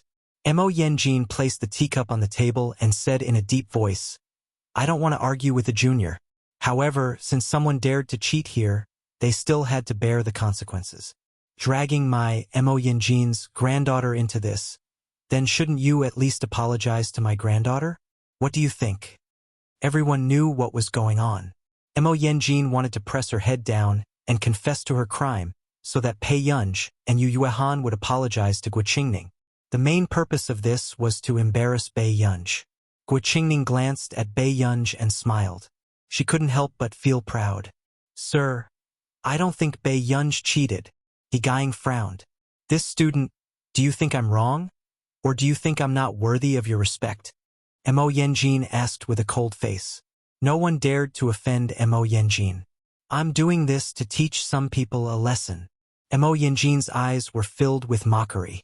But then, suddenly, a voice rang out from outside the door with a sneer. I'd like to see who's the one worrying about my loved ones instead of worrying about their own coffin. End of chapter. Chapter 988. As soon as he finished speaking, everyone felt that this voice was familiar and subconsciously turned their heads to look. They didn't expect the person in front of them to be Zhong Shanglin. Zhong, it's Elder Zhong. Everyone sucked in a breath of cold air. Although many people knew that Pei Yunj was from the Computing Institute, they didn't expect Zhong Shanglin to come in person. After all, Mo Yanjin was Guo Qingning's biological grandfather. However, they had never heard of Zhong Shanglin having a granddaughter. Before everyone could come back to their senses, they saw that there was someone beside Zhong Shanglin. It was actually Professor Yu Guang, the former director of the National Defense First Research Institute. Yu Guang desperately tugged at Zhong Shenglin's sleeve, reminding Zhong Shanglin to pay attention to his image. Unexpectedly, Zhong Shanglin turned to look at him. "Yu Guang, if you pull my sleeve again, I'll make you pay for it." Yu Guang. The expression on Mo Yanjin's face froze. She didn't expect to see Zhong Shanglin and Yu Guang. "Elder Zhong and Elder Yu are here?" Mo Yanjin asked stiffly. Zhong Shanglin looked straight ahead as he brushed past Mo Yanjin and walked to Bei Yunj. "Gur, did someone bully you?" As soon as Yu Guang walked over, Director Han bowed slightly to him. "Director Yu." After all, he was also from the National Defense First Research Institute. "What's going on?" After Yu Guang finished asking, Teacher Li interrupted. "Someone stole the exam questions." When the exam results came out this time, only Bei Yunj got full marks. These words were just short of pointing at Bei Yunj's nose and accusing her of cheating. Yu Guang. He shouldn't have let Bei Yunj go through the proper procedures. When he was in the special training department, he didn't get full marks either. "Ask Lung to come here. If this matter isn't resolved properly, don't borrow people from me in the future." Zhong Xinglin's face darkened as he roared. Everyone was scared witless. They didn't expect Zhong Shanglin, who had always been good-tempered, to be so angry. Mo Yanjin felt embarrassed. "Mr. Zhong, someone has identified Bei Yunj." "Identify? Who identified him?" From Zhong Xinglin's tone, it was obvious that he was here to settle scores. Dong Chang braced himself. Elder Zhong. "It's me." "Are you very close to Gu-er?" Zhong Shanglin asked indifferently. "No." "Then why did she follow you to steal the answers?" Dong Chang was at a loss for words. His stammering voice became softer and softer. Because I was the one who took the answers and was seen by classmate Pei. So student Pei asked me for." Hearing this, Guo Qingning felt a little better, but a twisted jealousy flashed through her eyes. She did not expect that Zhong Shanglin would actually stand up for Bei Yunj. Then, what everyone did not expect was that Zhong Shanglin would turn around and scold Director Han. "Han Kemming, how dare you slander our Gu-er with such a lousy reason?" "Zhong Shanglin, Director, you knows about this matter. Is it possible for Bei Yunj to get full marks?" Director Han frowned. He felt that Zhong Shanglin was being unreasonable. Yu Guang. It was still because he was too young. Suddenly, Bei Yunj said, "Let's reassess." Her gaze slowly swept across the people in the special training department. She sneered softly and said in a cold tone, "I also hope that the district will give me an explanation after the reassessment." Suddenly, Yu Guang felt a headache coming on. A person who had won the Farisk Prize was now being looked down upon, and the authenticity of a person who scored full marks in a small assessment was being questioned. Who wouldn't be angry if this happened to them? Moreover, Bei Yunj had a bad temper to begin with. Chapter 989. At this moment, Guo Qingning's expression was a little bad. However, Bei Yunj happened to look at her with a faint smile. "Student Guo shouldn't have any special privileges. Can you not retake the exam?" Guo Qingning, who was relying on Mo Yanjin's support, she could still be a little tougher. But now that Zhong Shanglin was here, how could Mo Yanjin be an exception? After Zhong Shanglin agreed to retake the exam, Mo Yanjin had no choice but to agree. The retake time was 1.5 hours. During this time, Old Master Leng also came. When Teacher Li saw that Guo Qingning was not in a good state, she knew that the cheating might have something to do with Guo Qingning. An idea quickly appeared in her mind. After hesitating for a moment, determination flashed across Teacher Li's eyes, and she secretly walked out of the office. However, after more than 20 minutes, Bei Yunj finished the questions and submitted the answers. Even Chief Han was stunned by the speed at which he was moving. So fast? Had Bei Yunj already given up? Director Han pulled out the answers doubtfully and checked them carefully one by one. But a few minutes later, Director Han's expression kept changing. How was this possible? How could there be such a correct rate in 20 minutes? After Director Han finished checking the last question, his scalp went numb. Bei Yunj still got full marks. Instantly, the atmosphere in the special training area seemed to have frozen. There was actually someone who could get full marks. The remaining 3 had only finished a third of the questions. After hearing Director Han's words, they were about to collapse. What kind of monster was this?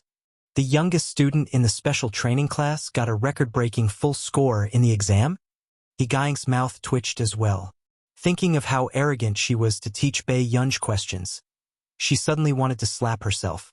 The results are out. Do you have anything else to say? Zhong Shanglin glanced at everyone expressionlessly. At this moment, Bei Yunj stood up and slowly tied her scarf. She took out the key from her pocket. Old Master Lung, I'll return this key to you first. Old Master Lung, who already knew the cause and effect of the matter, started to panic. Guer, keep the key. I don't live in the district anyway. Also, I will definitely seek justice for you. After that, Mo Yinjin's expression was already ugly enough. After everyone finished their assessment, only He Guying's results were the most stable. As for Guo Qingning, she was an entire 40 points lower than He Guying. Dong Chang was still at the bottom. Who was the one who cheated? The answer was obvious, and the final result was a slap to everyone's face. In the corridor, I think I heard someone calling for my Gu-er to apologize. At this moment, Zhong Shanglin started to hold a grudge. Mo Yanjin looked embarrassed. Elder Zhong, I didn't expect Qingning to do such a thing. But Qingning is still young after all. There's no need to hold on to this matter. However, He Guying, who was beside her, said faintly, What young? Isn't Bei Yunj the youngest? Elder Mo didn't have this attitude when he asked Yunj to apologize to Guo Qingning just now. Mo Yanjin's face darkened. Before Bei Yunj could say anything, her phone suddenly vibrated. She glanced at the message and quickly put her phone back into her pocket. She glanced at them. She said slowly, I still have something on, so I'll leave the first district first. As for the rest, listen to our old master. With that said, Bei Yunj really left. Coincidentally, Chu saw Bei Yunj leaving quickly from afar. P.S. Master Pei. It's mainly because I have to fall in love. End of chapter. Chapter 990. Elder Chu frowned unconsciously and muttered to himself. Strange. Didn't she ask me to go to the special training office? Why did she leave? Elder Chu hesitated for a while before heading to the special training office. At the same time, the atmosphere in the special training office was tense. What are you arguing about? Elder Chu pushed the door open and entered. Old Master Lung was stunned. Elder Chu, why are you here? Suddenly, Teacher Li said excitedly, Elder Chu, you're here. The moment she thought of Bei Yunj's attitude just now, the mockery in her eyes disappeared and she smiled respectfully. I was the one who called you just now. It's about student Guo. Teacher Li knew that Guo Qingning was able to enter Class 1 because of Elder Chu. Now that Elder Chu was here, Zhong Shanglin and the rest had to consider Elder Chu's identity even if they wanted to cause trouble.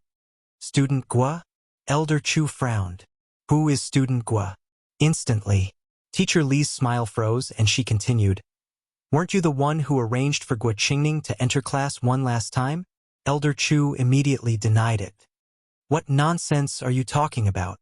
As soon as he finished speaking, the people in the special training office were confused and could not help but look at Elder Chu. Wasn't it Elder Chu who opened the back door for Guo Qingning? This was not a secret in the special training office. Teacher Li was stunned. Elder Chu, but you were the one who personally made the call to arrange this. When did I arrange for Guo Qingning? Didn't I arrange for Bei Yunj? Elder Chu's tone was impatient. However, hearing this, everyone's bodies trembled. Bei Yunj? How did the person arranged by Elder Chu become Bei Yunj? The people in the special training office were stunned. Only then did Teacher Li recall with a pale face that on the day of reporting, other than Guo Qingning, Bei Yunj was also late. So, they had gotten the wrong person that day. Gradually, Guo Qingning's face was also pale and her entire body was trembling. Only then did she realize that the special treatment she received during this period of time belonged to Bei Yunj. Suddenly, everyone also heard He Gu Ying's cold and indifferent words. "Aren't you working in the canteen?" "The teachers in the special training office." Question mark. What was he talking about? Who would dare to arrange for the retired emperor to get food? He Guying. Director Han warned her not to spout nonsense. He Guying stared blankly and carefully probed. "Did I make a mistake? But you said last time that you were Yunja's grandfather." Elder Chu coughed lightly when he sensed the gazes around him. "I worked in the canteen for a few days. But later, that little girl didn't eat in the canteen." At the mention of this, Elder Chu was infuriated. Old Master Long. Suddenly, he completely understood who gave Bei Yunj the canned beef in her hands. "Arranged to enter Class 1? My Guer has an A-rank pass. Why do you need to arrange it?" Zhong Xinglin's tone was not very good, and the smell of gunpowder was getting stronger. At this moment, Yu Guang, who was at the side, had already noticed that this was a large-scale battle for favor. "Is Bei Yunj one of your people?" Elder Chu was stunned.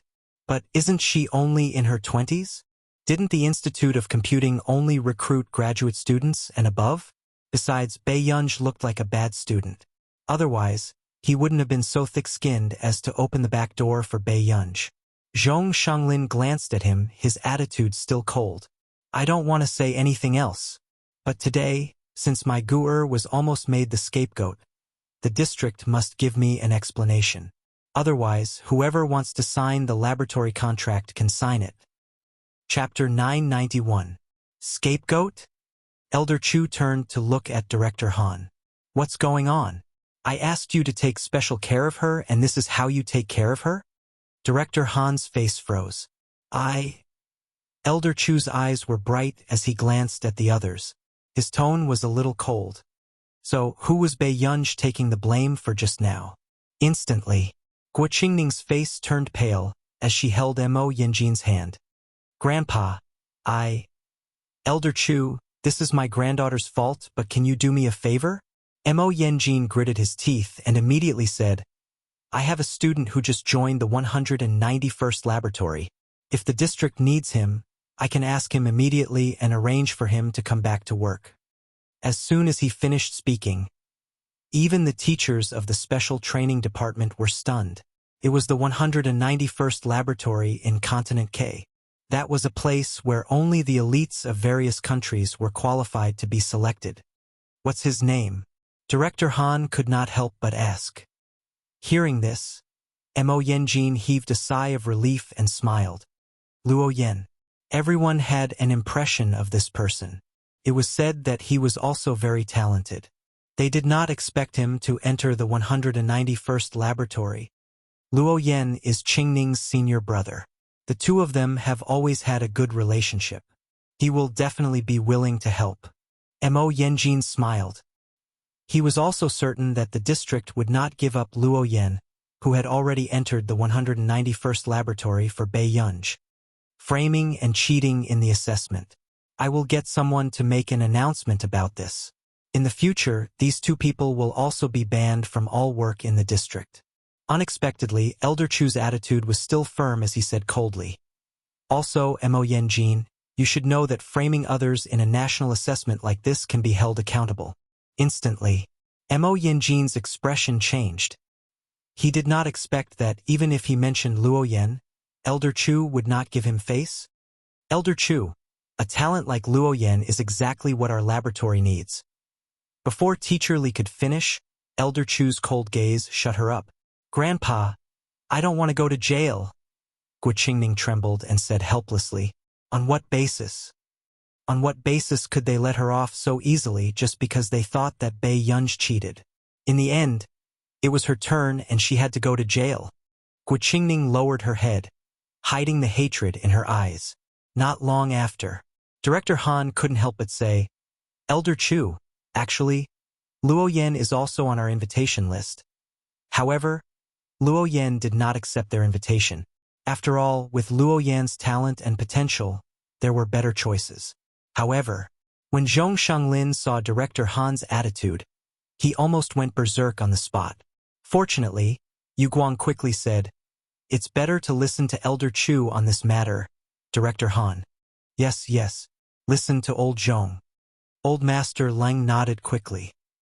If they offended Zhong Shanglin, would they still be able to meet him in the district in the future? Director Han frowned. He didn't understand why Yu Guang didn't care about the big picture, but he couldn't change Elder Chu's decision now. When Zhong Shanglin saw that the attitude of the district was not bad, his expression turned slightly better. But facing Mo Yanjin and his grandson, he still sneered, "Old Master Mo, we will pursue this matter to the end. If you don't want anything to happen to your granddaughter, I hope you can find some time to come to my humble home and apologize." Mo Yanjin's face was ashen, and she was so angry that her vision turned black. However, he had no choice but to leave with Guoqingning. "Zhong Shanglin, you'll get into trouble if you do this for a junior." Director Han frowned. Chapter 992. Trouble. Yu Guang was almost angered by his former student.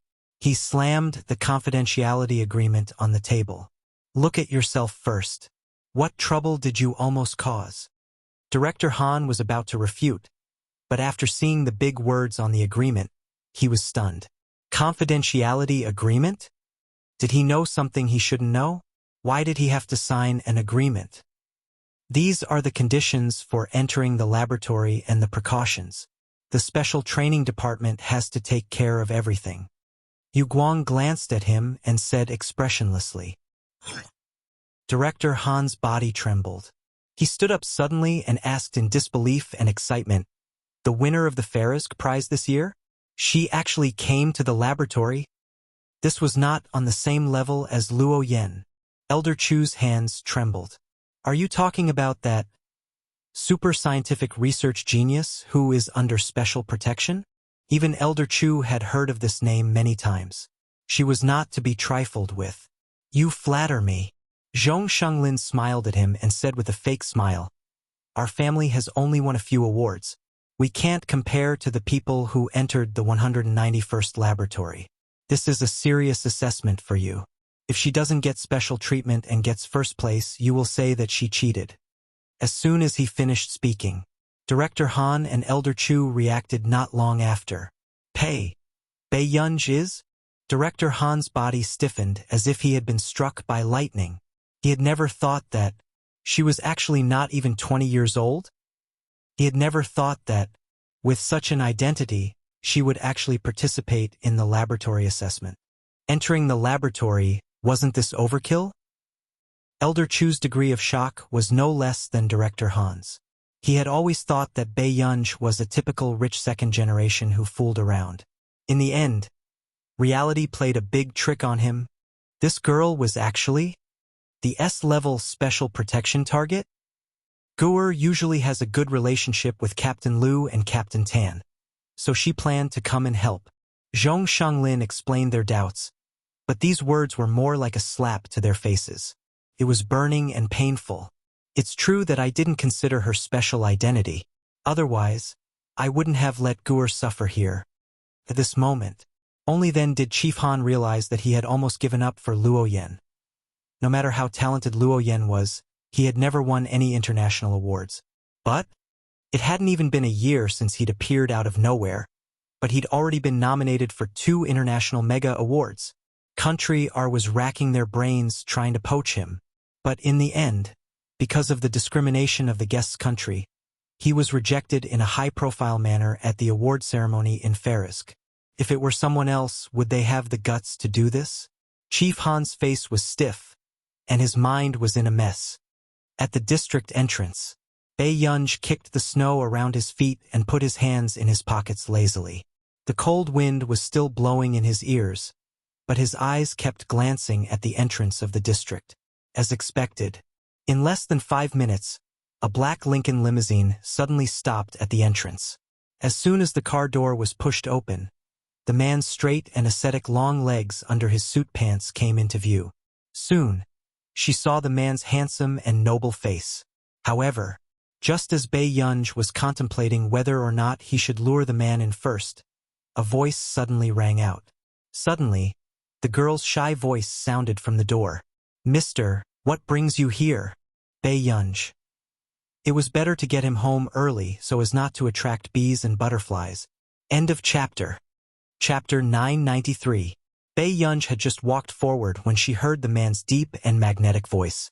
He said slowly, "I'm here to bring my family home."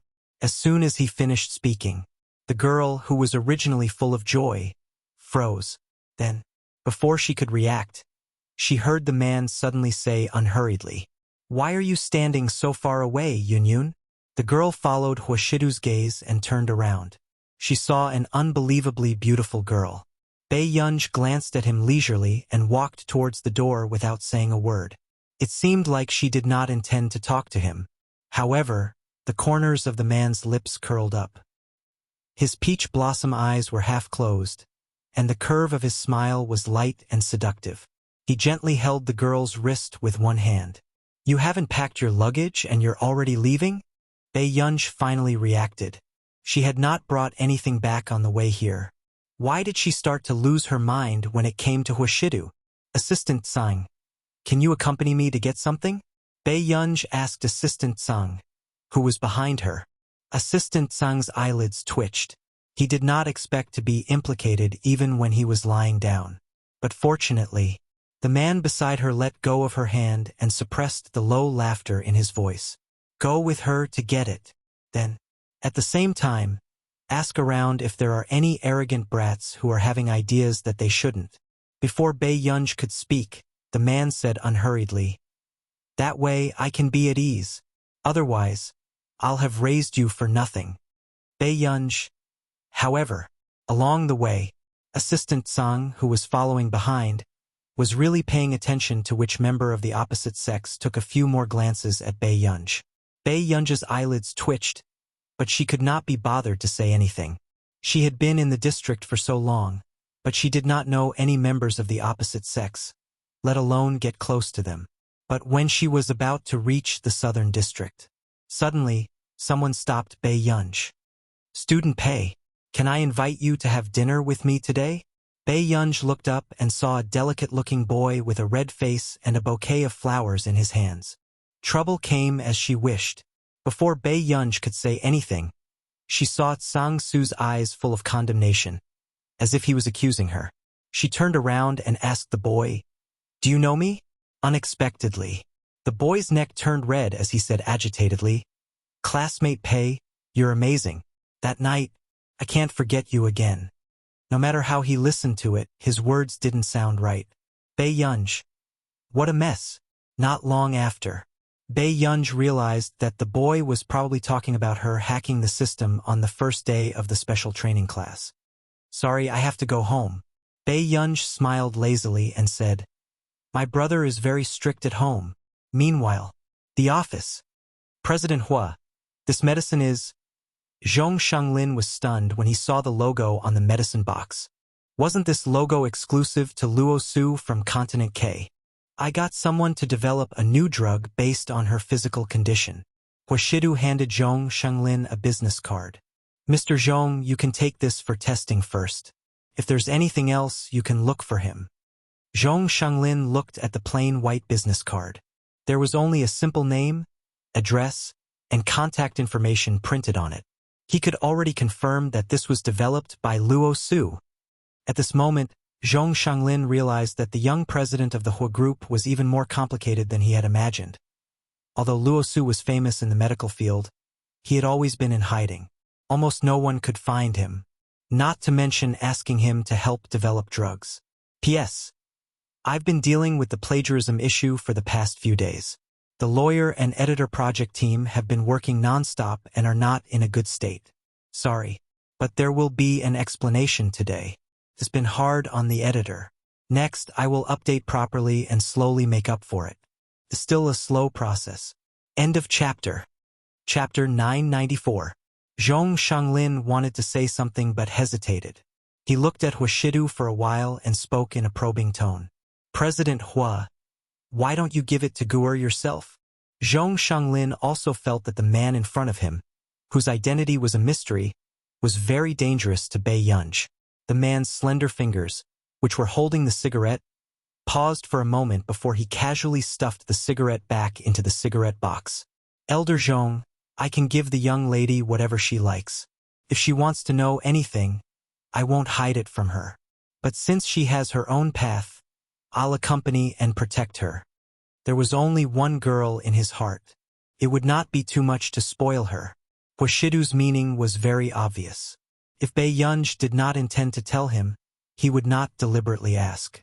But if something happened, this girl would still be under his care. Zhong Xinglin's eyes flashed. He did not expect Huashidu to say that. On the other side, Assistant Zhang followed Bei Yunj into the southern district.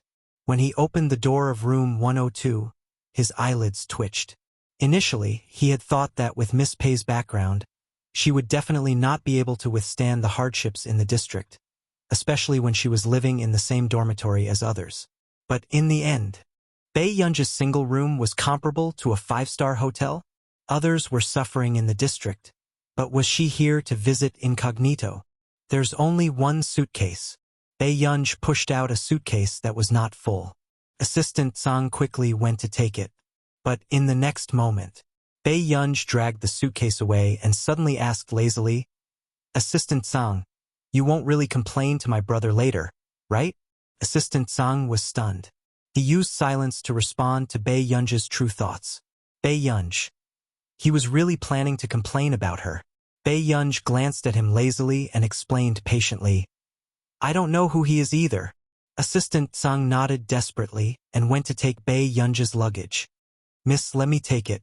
If Huashidu saw that Bei Yunj was the one who carried the suitcase back, he would not be able to keep his job. But then, Bei Yunj glanced at him and dragged her suitcase downstairs. Seeing this, Assistant Zhang chased after her anxiously. His smile was uglier than his crying face. Miss Pei, you should let me take it.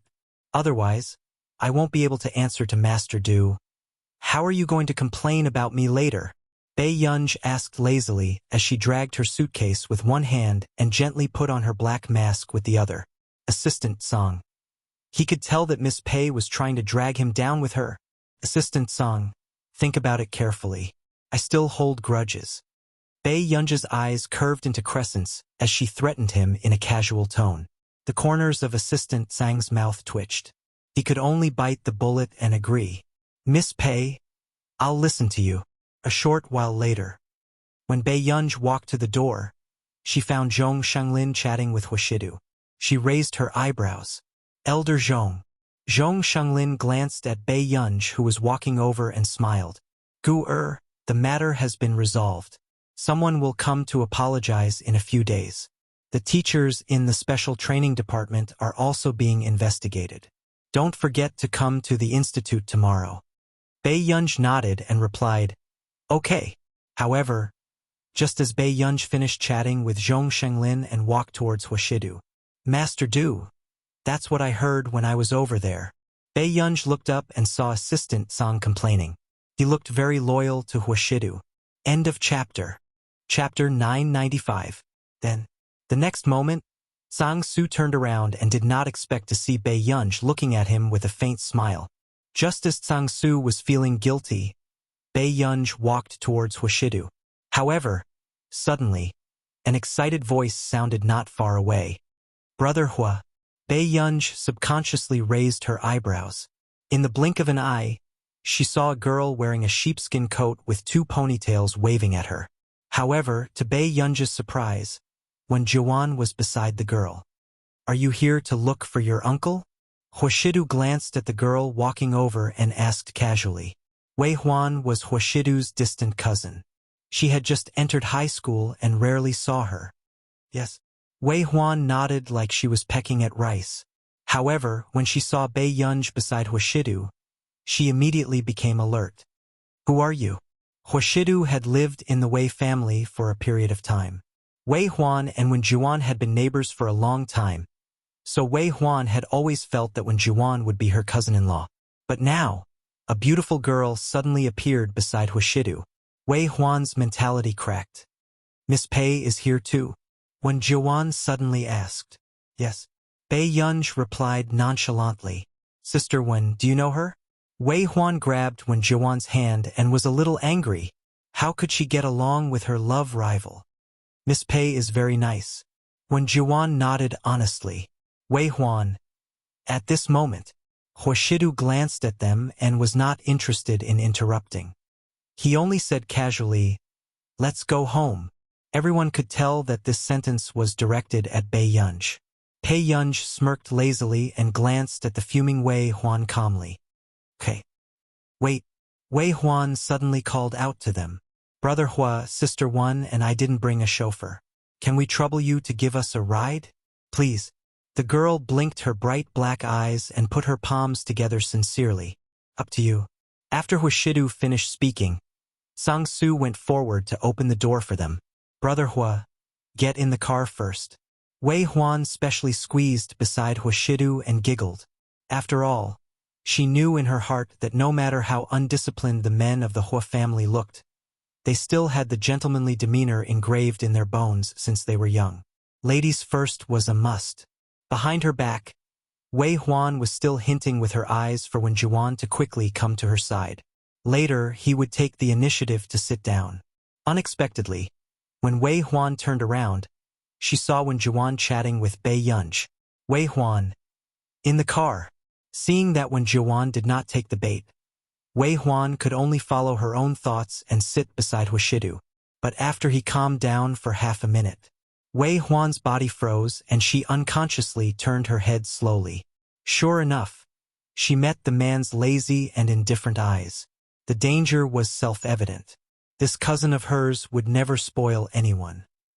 Wei Huan shrank her head timidly and silently moved to the side, trying her best to give this person more personal space. Bei Yunj, who was the last to come up, saw this scene and could not help but smile. It was obvious that Wei Huan was quite afraid of Huashidu. However, when Wei Huan saw Bei Yunj sitting in the car, she still pretended that nothing had happened and kept chatting with Wen Juan about her past with Wen Juan and Huashidu. It was obvious that she wanted to exclude Bei Yunj. End of this chapter. Chapter 996.